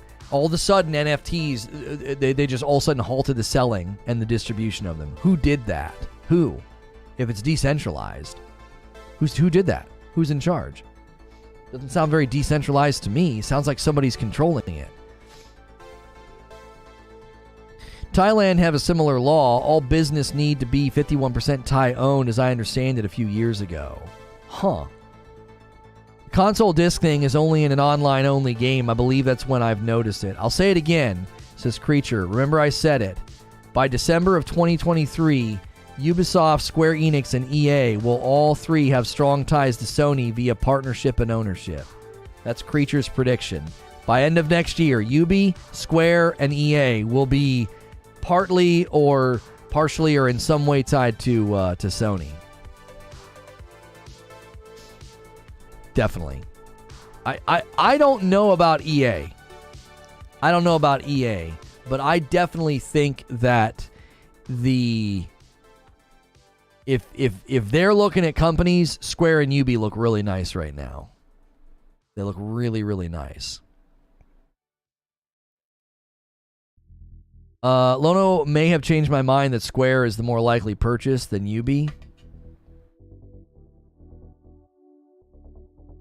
Yeah, I don't see EA landing over there, but I definitely see Ubi and Square looking real juicy for a Sony purchase right now. Definitely. Hex Gaming controllers are on sale. They might be sending me one. I would love one to show off. These Hex Gaming controllers are on sale for Prime Day. I really want to try out. Have you guys seen these things? It's a wearable that's supposed to help with like stress, anxiety, and sleep. The Apollo Neuro. I was like reading reviews and reading up on it. I keep seeing it every time I'm on Facebook. I wish they were on Amazon so I could like throw it on the wish list, but because they're friggin' expensive. Like $350 wearable. But I'm interested. I'm very interested because of the anxiety and stress and sleep issues I sometimes deal with. I was like, huh. It's a wearable that like uses vibrations to help with sleep cycles, anxiety, stress, and every review I went to, written on Google, Amazon, well, not Amazon, sorry, even some YouTube videos, they were like, I notice a difference. It's basically a way to stimulate like mindfulness because it like focuses your attention and stuff. So sadly, it's like extremely expensive. We're in the practice of having passionate debates here. Our viewer base generally knows where the line is, and if not, Lono and mods make sure to steer things back on track. Yeah, I'm gonna be honest. I don't know. My spidey sense is tingling, so I'm gonna give this guy an exit. I'm giving this guy an exit. My spidey sense is tingling, just randomly quoting Latin and talking about stuff that we're not talking about. I don't know. I don't get a charitable, good faith vibe. Does anyone in here actually play Ubisoft games? If yes, what was the last game by them that you liked? I loved Assassin's Creed Origins. I really wanted to play Odyssey and Valhalla. I just didn't have time. I didn't have time. You were gonna feed them the rope. I know. I appreciate what you were doing, Valiant, but I felt like he had already fallen off the cliff.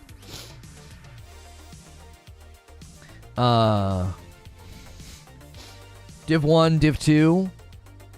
Did you get credit if we use your code on Amazon Prime Day? Oh, yeah. Yeah, it's Prime Day. Use my link. Use my link in the description or in the chat or use the Amazon command. Yeah, if you guys do anything for Prime Day, make sure and click my link first because that does support me. Yeah, there's my affiliate link. It's in the chat right now. It's in the description below. I completely forgot to promote that today. Like, that's a super easy way to support me. Every once in a while, you know, I'll just get a little affiliate check from Amazon. It's super nice for you guys to do that. By the way, thanks for being willing to argue your position with me even when my numbers were off. It speaks to your ability as a creator to not make a viewer feel stupid for having bad numbers. Thanks again. I mean, Alex, it's one of those things where I think over the years I've done everything I could to create an environment where I will let you just be dreadfully wrong about something because I think it makes for great discussion. And I try to do it in a way that's like, it's entertaining, you know, and passionate, but not like disrespectful and unkind. You know what I mean? I've really tried to land in that lane. It's difficult because sometimes people come in with the craziest takes, you know, the craziest takes. For some reason, it's just cool to kick on Ubi these days, but they make quality games. Yeah, I don't really understand. Yeah, the Ubisoft, the Ubisoft kicking, the Ubisoft hatred, because like AC Valhalla, Immortals Phoenix Rising, AC Odyssey, AC Origins, these are all great games. The last couple Far Cries have been really good. I don't know. I think Ubi gets unnecessary dislike and derision. I don't find it to be valid a lot of the times. It feels grossly overstated most days. It does. It's like, where's this coming from? They don't make horrible games. They don't. I don't get it. You play Assassin's Creed and Division faithfully? Yeah. There are tropes and stereotypes about Ubi games, but they're still great games. Like AC Valhalla has been incredibly successful. Like, they just decided to start doing a live service AC game. It's been super successful at that. My issue with Ubi is all of their games follow the same formula. Open world map clearing. Yeah, but you know what you're getting. Like, you see what I'm saying? It's not that the game's bad, right? It's predictable. That's not necessarily worthy of derision, dislike, or hate, you know? The Ubisoft kicking came from Yahtzee and his Zero Punctuation series. He dunks on the Ubisoft open world. Did they make Splinter Cell? Yes. I don't know, Lono. I feel like their games have been lackluster or buggy as of late. Haven't been the same as they used to. Hello, I'm a new subscriber. Welcome. I don't know. I don't know what games are you referring to? AC Valhalla continues to get updates and cool stuff. Origins and Odyssey were both great, you know? Rainbow Six Extraction, Far Cry 6, and Watch Dogs Legion. Okay, that's fair. Paul just pulled up Metacritic for Rainbow Six Extraction, Far Cry 6, and Watch Dogs Legion. These games got pretty beat up. They did. They got pretty beat up. I'll grant you that. So some of the dislike and irritation could be based on experiences with those games, for sure. What was wrong with Far Cry 6? It got disliked. It wasn't highly praised. I thought it looked totally fine, but I didn't play it to completion, so I can't say much. You know? Yeah, and then what happened with Hyperscape? Yeah. Okay. All right. There's some valid there's some valid pattern there. 3 out of 50. They're all really recent though, Creature. That's the problem. Watch Dogs Legion's Far Cry 6 and Rainbow Six Extraction are all super recent. Is your affiliate link locked to the US? I have no idea, Valiant. As far as I know, if you click it, it's good for like so many days. So as long as you click it before you order anything, it should support me. If it doesn't, no worries. You know, it's supposed to do something with your browser cache, so I'll get credit or whatever. I've not checked it in a while. I've not tried to log in. I just every once in a while, like a check shows up from Amazon, and I'm like, oh, that's cool. Like I don't pay any attention to it. People are just super nice and clicking it. And in the last 30 days, there's been like 3 orders and 41 clicks. Last 30 days. So, and we don't promote it that much. I don't say much about it. We were off for a week and a half. So, I should probably say something a little more often like, hey, a lot of people are ordering from Amazon all the time. Yeah, Riders Republic, you're only as good as your last game. Riders Republic got a 77 and a 7. That's not terrible. It's not terrible. BioWare has put out crap games their past 4 to 5 games. Just because they made great games in the past doesn't mean that I should have faith in them in the future. I'm not asking anybody to have faith in Ubi for the future. I think Creature and myself, I was curious too. I was like, man, why is everybody, dunking on Ubi? I think Paul made a decent case in the Discord that, like, they've had some stinkers recently, Are we considering sub-studios? Ubi Quebec put out my very favorite game about a year ago. Yeah. Anything associated to Ubisoft. The problem with Immortals Phoenix Rising is it's ancient history at this point. It's super old in many people's minds. It's a super old game. More recently, they had Rainbow Six Extraction and Far Cry 6 and Watch Dogs Legion's pretty old as well. Extraction was a DLC to a competitive shooter and made no sense. Legion is fine. Those who play it know. Far Cry 6 was weak, but the game itself played fine. I just think Ubisoft has more potential to branch out. I think their open world games are good, but I'd like to see more variety. The Division is great. They have hit a spot where their formula has fallen flat and they're changing it, just like every other developer. Yeah, I think Ubisoft games are going through a bit of an evolution, and I think Assassin's Creed Infinity is going to be a big step in that evolution. I do. I think it's going to be a big step because they're really going to, I think, potentially challenge the industry. And they're like, look, you can make a live service game, and it can be a game that a lot of people were expecting to be a one and done. You make that huge map. You got to think about how many games make a game with a humongous map and then never do anything with it ever again. Assassin's Creed Infinity is going to impact the industry significantly. Don't forget the fan reaction to X Defiant and the NFT in Ghost Recon. I didn't realize they did an NFT in Ghost Recon. I'm not telling anyone how to feel about it or have faith in them, but painting them as some crap company that only releases bad games, I don't know. They've got a pretty good track record, in my opinion, with recent releases. Wheezy says, again, it's based off what you've done lately for me. If you haven't put out anything good as of late, why do I have faith in your future? We at least know they'll keep dabbling in NFTs, so they have that going for them. Listen, I'll say it. If Ubisoft continues to dabble in NFTs, I won't promote or play games that they do that in. Absolutely not. You might as well be Diablo Immortal. Frick you and your game. If you put NFTs in your game, I won't promote or play it. I won't do it. Now, I might cover it and talk about the NFTs, but You put NFTs in your game? No. Not promoting or playing your game. I'm not going to give your game a showcase. Assassin's Creed Valhalla Dawn of Ragnarok got a 71 Metacritic and a 6.3. I thought people liked it. They have a better track record than CD Projekt Red, says Creature. Don't forget, I already read that. Finally got to order an Xbox Series X. Oh, nice. It's not a bad thing, but it does make it hard to keep playing when I don't get that feel of progress. I love Dawn of Ragnarok, but I also have been invested in Valhalla, so maybe it's different. I would expect most of those reviews on AC Valhalla, Dawn of Ragnarok, I would expect most of those to be coming from people that are invested in playing. That's what I would expect. I don't know.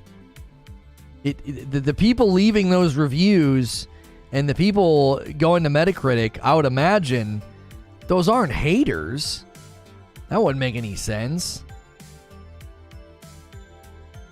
CD Projekt Red don't even have a track. They have a train wreck. NFTs in gaming are useless. We've gotten the same effect in Team Fortress 2 and CSGO with skins and cosmetics, and they have no need for the blockchain and crypto buzzword BS. Yo, a 6-month milestone from Dylan. He's putting the beginning of the train there. He's wanting to start a member train. Thank you, Dylan, for hitting a 6-month milestone. It's a good debate. Does a masterclass game confirm developer as an S tier if the rest of their games are poor? CD made one of the best RPGs ever and then released one of the buggiest games ever. That's what Wheezy's saying. It's about what have you done for me lately? That's the mindset of the gamer. I don't even know if that's the mindset of the gamer. That's the mindset of a consumer, I think. Is it not? What have you done for me lately? If you want me to give you money or care about your next project, Ubisoft says more of its games will be getting NFTs despite initial backlash. Yeah, well, I'm telling you right now, NFTs are... I'm telling you, it's Avon, it's pyramid schemes for gamer bros. It is. The reason everything we said about NFTs started coming true recently. It's basically a pyramid scheme. Value only increases if you continue to get people to buy into the market and care. And if they don't continue to buy into the market and care, all of the value evaporates. It's just like multi-level marketing. It's just like a pyramid scheme. You only make money if more people dive in and buy and care. If that dries up, you have no business. You have no value. Magical Fat Guy with a 10-month milestone. I like trains. There it is. Keeping the member train going. NFTs, it's Avon for gamer bros. It's Mary Kay, yeah, for gamer bros. It doesn't work. Look at what happened to the NFT markets recently. It's exactly what we said was going to happen. It's like the bottom's going to fall out. Some guy buys an NFT for $1 million and then wants to turn around and sell it and sells it for a couple $100. It's not a sustainable market because there's nothing there. They think gamers just don't get NFTs scroll up. Right. Of course not. Of course not. They just don't. We don't get it. Right. Right. Gamers are on the forefront of virtually every technological development, whether it's VR or hardware advancements or technological advancements in how games are displayed and rendered and processed. But we're like, NFTs? I don't know. It's too hard to understand. I just can't wrap my brain around it. Well, frick you and your arrogance. A Ubisoft executive said angry gamers just don't get NFTs. No, we get them.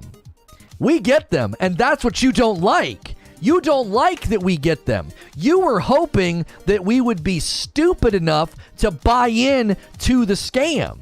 That's why you're angry. You want to talk about who's angry? All these executives are mauling over the fact that gamers are like, this is a joke. We're not buying into this crap. They're like, what do we do? Consumers are supposed to swallow everything we shovel out wholesale, and they're not doing it. Well, I have an idea. Let's accuse them of being ignorant.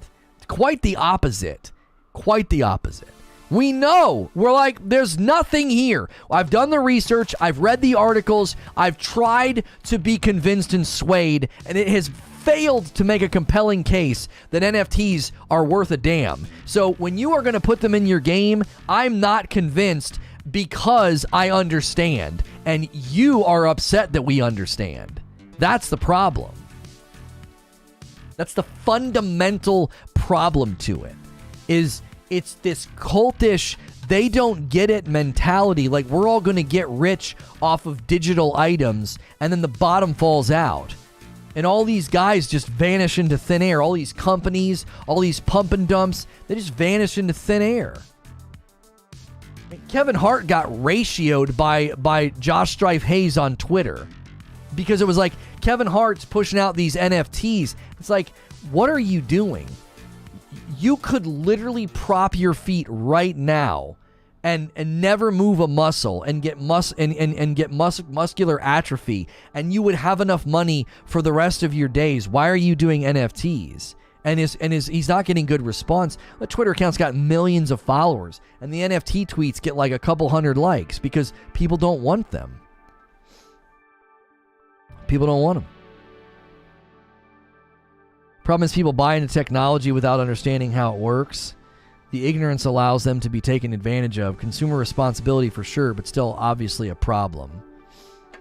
If I get something that you don't, I should be able to explain it to you. Otherwise, I don't know it as well as I think.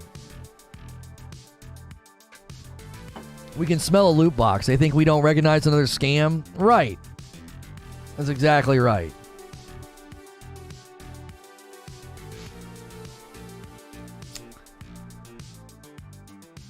I just sold a hat in Team Fortress 2 for 650 keys, $1,200, because it was the only one in existence. Value perception in games is freaking wild.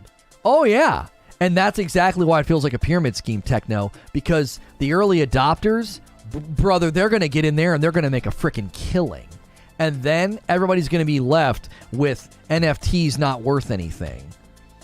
It's like whoever sold that first NFT for however many billions, that guy made all the money. And then the guy left holding the NFT trying to resell it for $450 or whatever the frick, he's the one left holding the bag. And that's exactly what will happen with games. The NFT trading hawks will descend on the game, and they'll descend on the game, they'll buy everything up, and then a month or two will go by, and then they'll sell it all.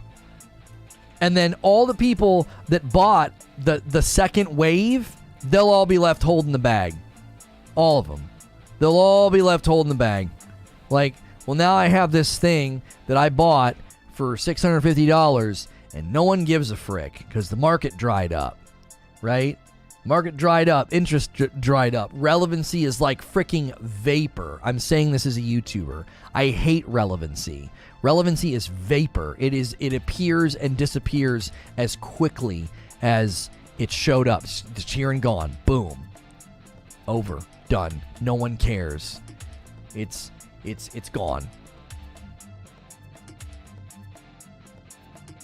And that's exactly what this is going to do.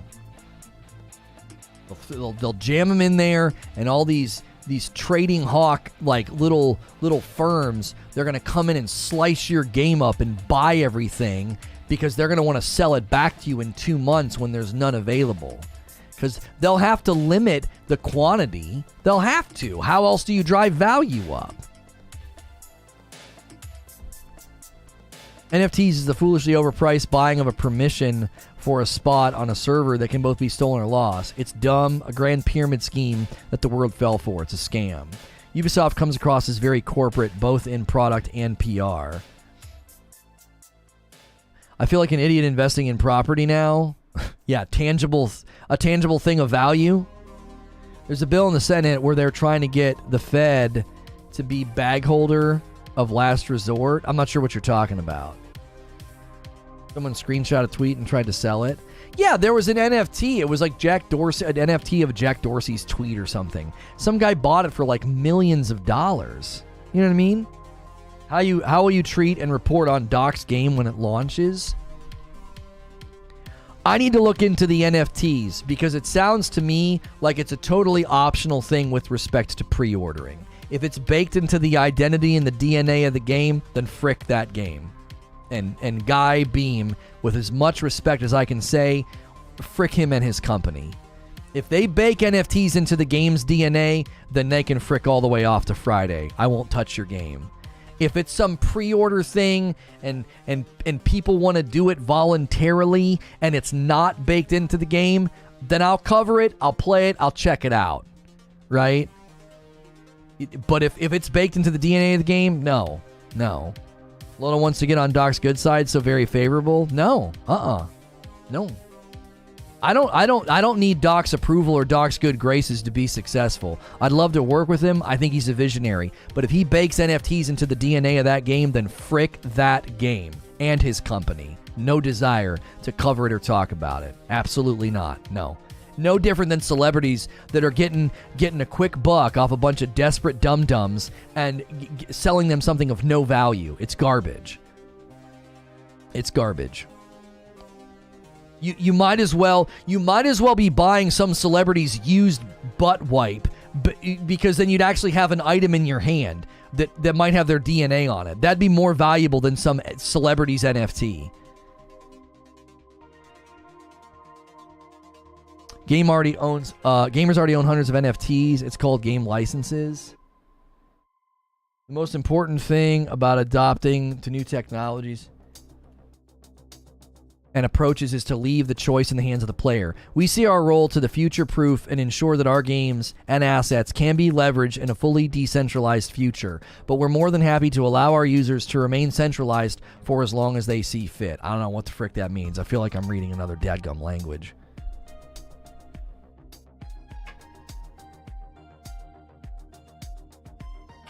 Doc's game, I assume that's where you got the quote.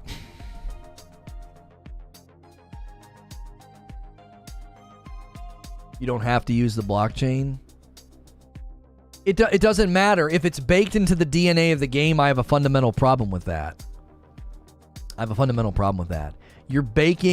You are baking pyramid scheme, multi-level marketing, scam level junk into your game. So I don't care if it's optional.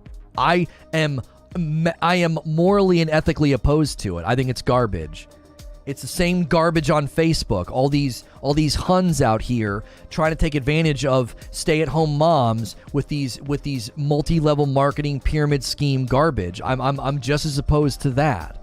I think it's trash. You're taking advantage of people that don't know better. It's not an actual genuine product. It's not a skin in a game that you voluntarily buy and you understand it's a digital good that has no inherent value and you can't do anything with it. NFTs are a freaking bill of goods. They're a bill of goods. You're selling somebody some idea that, like, it's decentralized, it retains its value, you can resell it later. Frick all the way off. That's not true at all. That is not true at all. That is so subjective and contingent upon the maintained value and interest and intrigue of the game. And the only way its value ever goes up is if they limit the actual distribution of them, which means they have a vested interest in creating false supply issues. Well, we only have so many to sell. Are you opposed to unique cosmetics in games like only 10 of this weapon skin exists in the game? Yo, 9 months from Dev Side. That's a 9-month milestone. Train keeps going. Thank you. Here's where game companies are getting it wrong. Somebody clipped me giving this idea away for free. Use the dadgum technology that you're randomly creating cosmetics for these NFTs so everyone has their own version. Just put that in the dadgum game so when someone buys a skin for their character, they know it's different than everybody else's, and it doesn't need to be an NFT. It just is a skin. It's just a skin, and you know that you're buying one that won't look like anybody else's because the game's tech. Leverage the technology to deliver something of value to the consumer instead of leveraging the technology to sell them a bill of goods. Oh, this non-fungible token will be, eternally tradable on a decentralized market. Whose market? Whose? Your market, you're making a profit on that, are you not? A perpetual profit on the trading of that in your market. Is that market going to be maintained and in perpetuity? Is interest going to be maintained in perpetuity? Because if it's not, you're selling me something that is false. There's no value. There's no inherent value. It's potential perceived value that'll evaporate into thin air. Because as soon as people see how saturated it is, as soon as people see that these NFT trading hawk firms are going to come in and buy everything up and hold it hostage like they do with CSGO skins, you're going to see that the jig is up. And you're like, I'm not on this. And then anybody that's dumb enough to buy at that point is going to be left holding the bag. This is why I have a fundamental problem with it. Because if Doc's company does that, then they are going to make boatloads of cash on a false premise of value, and everybody else will just be sitting there with a garage full of Cutco knives saying, what the frick am I going to do with these? What am I going to do with these? Yeah, your market sounds like a centralized market. Exactly. Where is this decentralized market, and who's monitoring it? Who's keeping it from being full of scams? Who's keeping it from ripping people off? Who's in charge? When a handful of users can totally disrupt it, it's not decentralized. It's exactly right. It's funny that NFTs are tied to early access of a game. It was opened up to purchase before we've seen any gameplay or significant info about the game. Right, because this is why celebrities are getting in on it, Barrier. It's about you want a piece of the celebrity. That's why I'm super irritated. Like, I haven't really covered it. I haven't talked about it that much. When we covered it, I didn't really go negative. I went negative, but I didn't go negative in the title or the thumbnail. But I find the whole thing to be irritating because I love Doc, and I don't think he needs to do this. I think he stood to gain more respect and more admiration from people by being like, we're not doing that. The concept's not been proven yet. It seems ripe with problems, and it seems ripe with potential of scams and cannibalistic behavior from wealthy people like we've seen in the CSGO market. We're not doing that. 2 months from Bro Sexy. I forgot to use my free super chat. Just got here. Who's voting on this poll? Crazy. You should be in charge, Lono. It's a scam. Yeah. The NBA NFT bros just had a scandal where their promises from basically lower-level NBA players for these signed NFTs, etc., are pretty much rug pulled. Yeah. How many rug pulls have we seen? How many pump and dumps have we seen to say, this is a frickin' joke? No one should be doing anything with this right now because it's so ripe with problems, scams, scandals, and ripoffs. What was that one website that said like 80% of the listings on their website were total scams? It's like, huh? That's a staggering majority. A lot of us voted yes on the poll. How is that hard to understand? Should companies be able to remove your access to a paid game? 523 votes. Vote on the poll, smash the like button. We're having a spicy discussion about NFTs. We need 70 more likes for 400 likes. We might be able to squeeze these streams into really good ratios if we really work hard. But guys, what if it's not a rug pull? The NFTs are cosmetic only, then I don't care. I simply won't buy them. People pay real money for cosmetics now, but if in-game weapons, armor, ETCs, or NFTs, then no way. Victor, I'm telling you right now, here is the fundamental problem with making cosmetics NFTs. They will, out of pure necessity of generating money and value, they will limit quantity. And when you limit quantity, NFT trading hawk firms will come in and buy everything up instantly. It'll be like this, the scalper bots with PlayStations and Xboxes. They'll buy it up right away. It'll cannibalize the game and the market. And then what they'll do is they'll hold.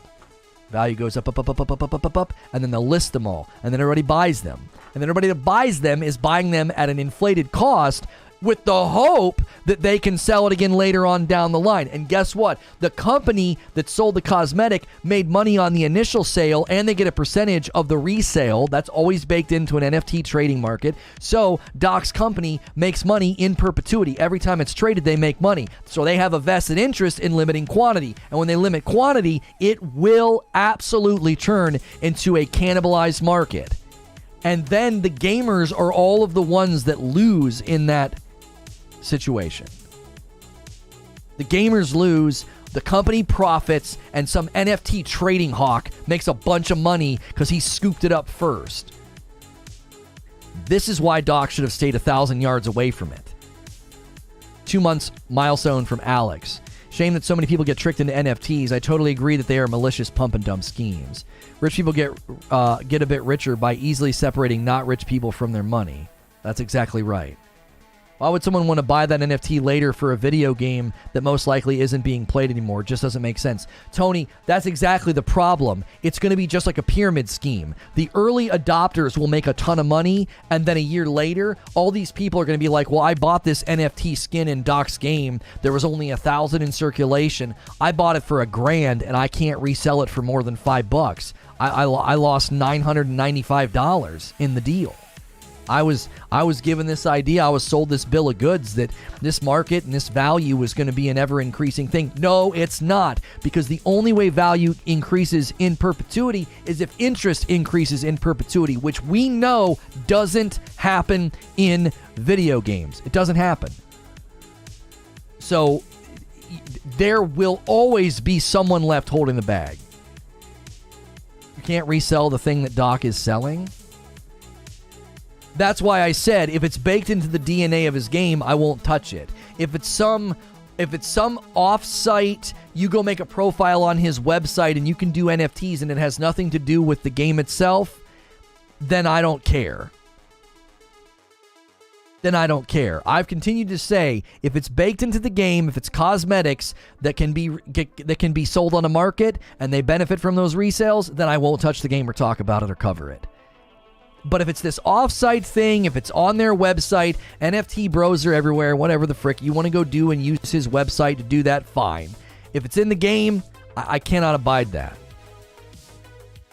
And an NFT you can't sell. What do you mean? It's supposed to be decentralized and deregulated. What do you mean you can't resell it? Isn't the whole point is you can do whatever you want with it? That doesn't make any sense to me. An NFT you can't resell is the antithesis of an NFT. It's a non-fungible token that you can do whatever you want with. Imagine buying an NFT for a game years ago, and today you find out you won't be able to play the game that you bought the NFT for anymore, rendering it useless. It has no value. Oh, but people claim the game dying is one of the reasons why you want this, because you still have the NFT even though the game is dead. In Midnigh Society's game, you're buying a Founders Pack that includes early access and an NFT that is to serve as your in-game avatar. Who's going to buy your avatar? Why would you sell your avatar? What do you mean, why would you sell your avatar? Because there's limited quantity. And if the closer you get to the game, the more somebody might want it. And I guarantee you there are people that bought that have no interest in the dadgum game. They bought hoping that they can sell it close to launch or after launch and make money on it. You're buying a 100% unique avatar. Right. Right. Which is what gives it resale value, because it's not like any of the other ones out there. That's their selling point. No. This is what I've continued to say. They should use the randomly generated cosmetic as a value point to the consumer instead of attaching it to an NFT. You can totally sell them. Yeah, Barrier's got the quote right here. You can sell them. You're allowed. 100%. I've been trying to say that. Separate it. Like, you can use the technology to make completely unique cosmetics. So every time somebody buys that cosmetic, they get their own version. And it doesn't need to be attached to an NFT. It can just leverage the tech to deliver more value to the consumer. I don't need it attached to an NFT or some trading market. I don't need that. Then you just hit the nail on the head. They're creating false interest in the game by dangling an NFT. Or they're going to cannibalize the cosmetic market of the game by having all the cosmetics attached to an NFT.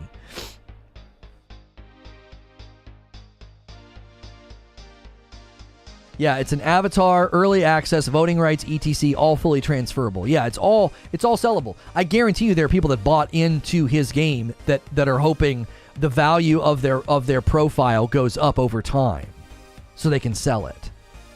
Now, I don't care about that because that's not in the game. That's something people decided to do as an investment, and they see that it's a worthy investment, and that's their choice. Once it's in the game, I'm like, because now you're coming to the gamers and your game is infected with something that I want no part of.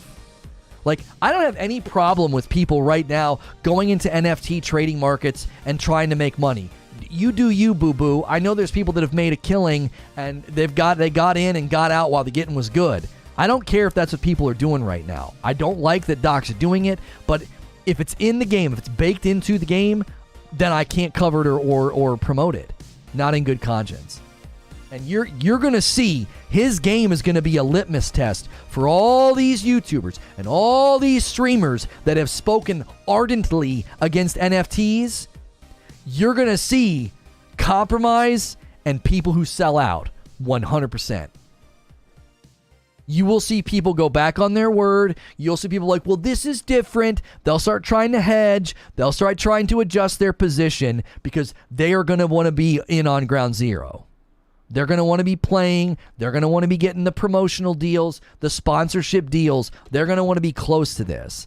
I guarantee you're going to see streamers, YouTubers, and content creators. You're probably even going to see bloggers change their position if the game gets popular enough. What game are we talking about? Doc's development company, game studio Midnigh Society, is making a vertical battle royale. And right now you can buy early access voting rights, and you get a fully... you get an NFT avatar. It's like a randomly generated person avatar to represent your profile on their website, and it's randomly generated, so it doesn't look like anybody else's. They kind of look like Daft Punk, members of Daft Punk a little bit, like futuristic.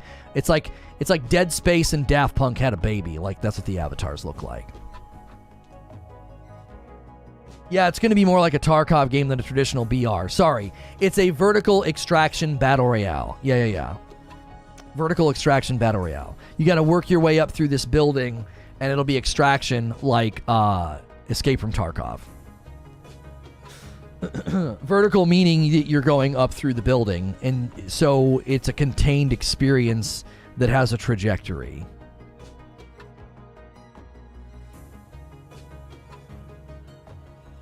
This game is going to be play to earn, and the founders will have first crack at the NFTs to extract.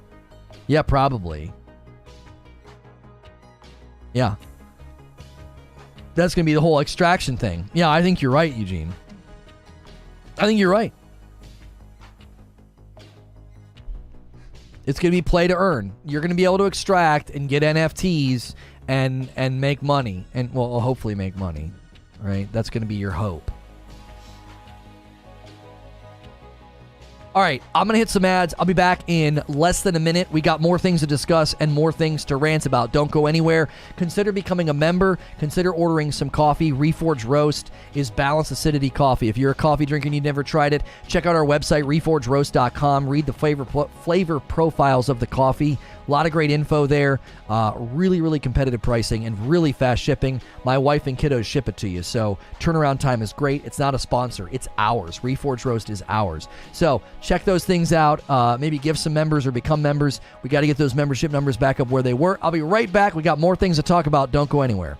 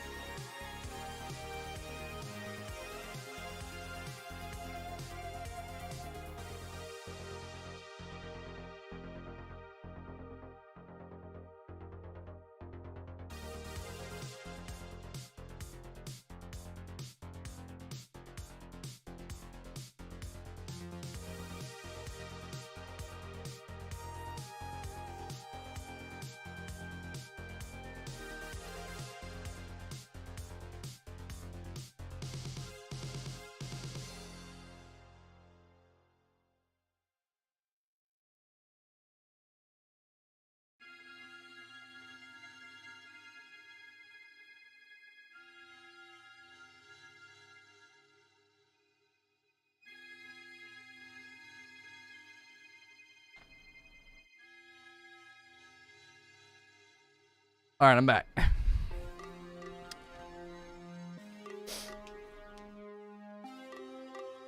Imagine if the game has cheaters successfully extracting NFTs. Right. Like, look what happened to Diablo. Look what happened to Diablo. As soon as you have a game where people can make real money, you know, Diablo 3 auction house, what happened? What happened? That game got overrun.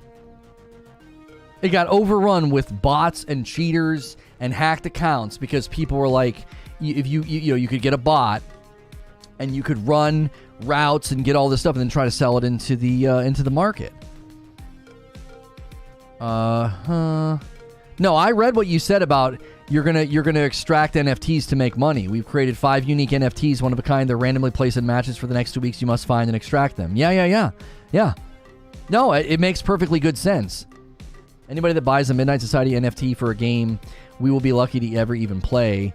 They kind of deserve to lose their money. Kind of joking, but only kind of. Smells like a scam.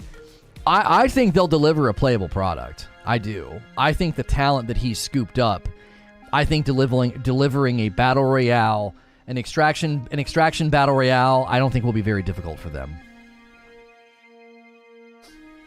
Yeah, I don't think so. Everyone started hacking accounts. Yeah, in Diablo 3 for the auction house. As soon as you can make real money, it's going to be rife with problems. Like, this is one of the most primary concerns that people should have with NFTs and all this digital stuff, right? It's immediately and almost automatically descended upon from scam artists. You've got all these people. I mean, how many times? I mean, just look at like Kit Bogan, everything he's done, you know, exposing these scam artists and stuff. Like, it's like, how many times are these things going to happen before people realize that, like, the digital realm, the internet realm, is extremely, extremely dangerous and ripe with scams and scam artists. They're freaking everywhere.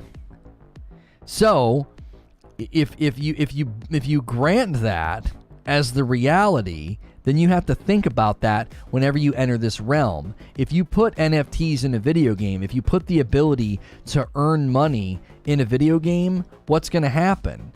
All the scammers are going to descend on your game. That's the most common theme that we've seen with the internet, is like, that's what happens.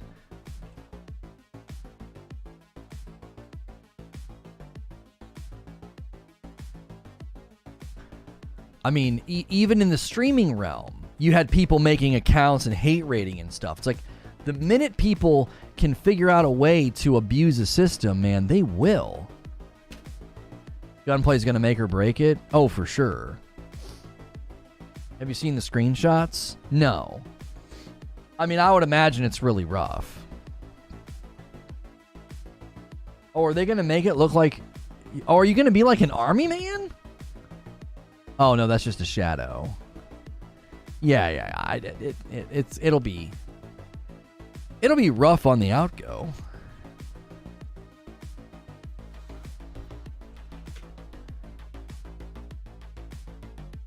Doesn't gunplay make or break every FPS? Oh, for sure.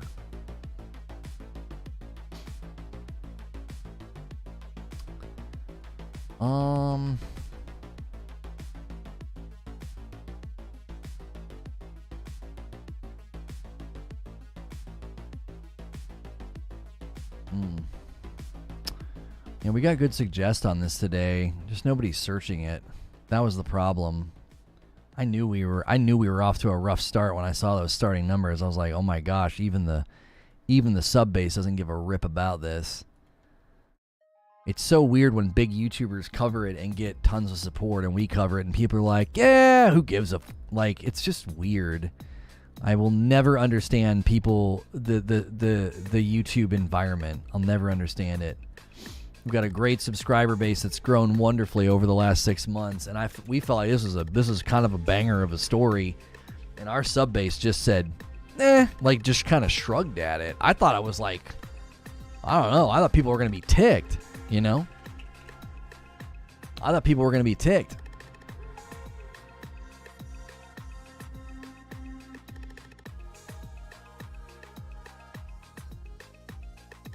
Look at the pay-to-earn crap that's happening in Asia right now. It's insidious. Devs are trying to sound the alarms and no one's listening. Well, yeah. I mean, there's like little mobile games and stuff cropping up. I don't think they're in the Apple Store, but there's like there's definitely like pay-to-earn games that are cropping up that are getting really popular. The Axie player base has fallen by 86% now that crypto's tanking. Yeah, that Axie game was blowing up. I follow them on Twitter because I was like really interested. I was like, a big successful, play to earn money game. I was interested. I was like, how's this gonna work, I think people are ticked, but I also feel like we are at the point where we can say stuff, but nothing will change. Yeah. I don't know. We came back strong last week, so we could just be living under the shadow of a break, but this has been a bizarre day. Let's see if Halo doesn't turn things around for us. What is going on with Halo Infinite co-op campaign? Let's discuss. Halo's not been that great to us in the past, though. A lot of people have moved on, so we'll see. We used to cover Halo, and people were really interested, but that's another game that's I'm always fearful of. It's like kind of like New World yesterday, you know what I mean? Like people have kind of moved on. The Halo Infinite stuff coming out about co-op is again worrisome about that game and that game's engine. Basically, the Halo Infinite campaign was supposed to launch yesterday, the beta. Stuck in early flighting, they found issues. Yeah. I'm telling you, everything with Halo Infinite is I feel like it all points to the engine. Something with that engine, man. Something's off. All right, I'm going to put a link in chat, and it should redirect you. In the event that it doesn't redirect you, you can use that link. There will also be a link in the announcements room in Discord. Could be off the mark, but that's my bet. A playable product, maybe, until he pulls it due to hate. Just calling it. Comes a finished game. I don't know. He's got a lot of investors. I don't think he'll be able to pull it because of hate. Mm-hmm. Yo, it's good, Hitman. No worries, Hitman. No worries. We're the gifteds will keep climbing back. They'll keep climbing back up. The latest Halo Infinite news isn't promising if you were hoping to dive into the Halo Infinite co-op campaign beta. It ran into some issues. We're going to be reading about their official response and announcement, their plans, and when they hope to see it still come to fruition as this game continues to struggle just to test one of the more basic foundational Halo features. A Halo co-op campaign sort of became part and parcel to the experience as well as the franchise offers, and they are still struggling to get this thing off the ground and in beta. I'll be reading through their official response in just a moment. I'm going to end the previous stream from this morning. We covered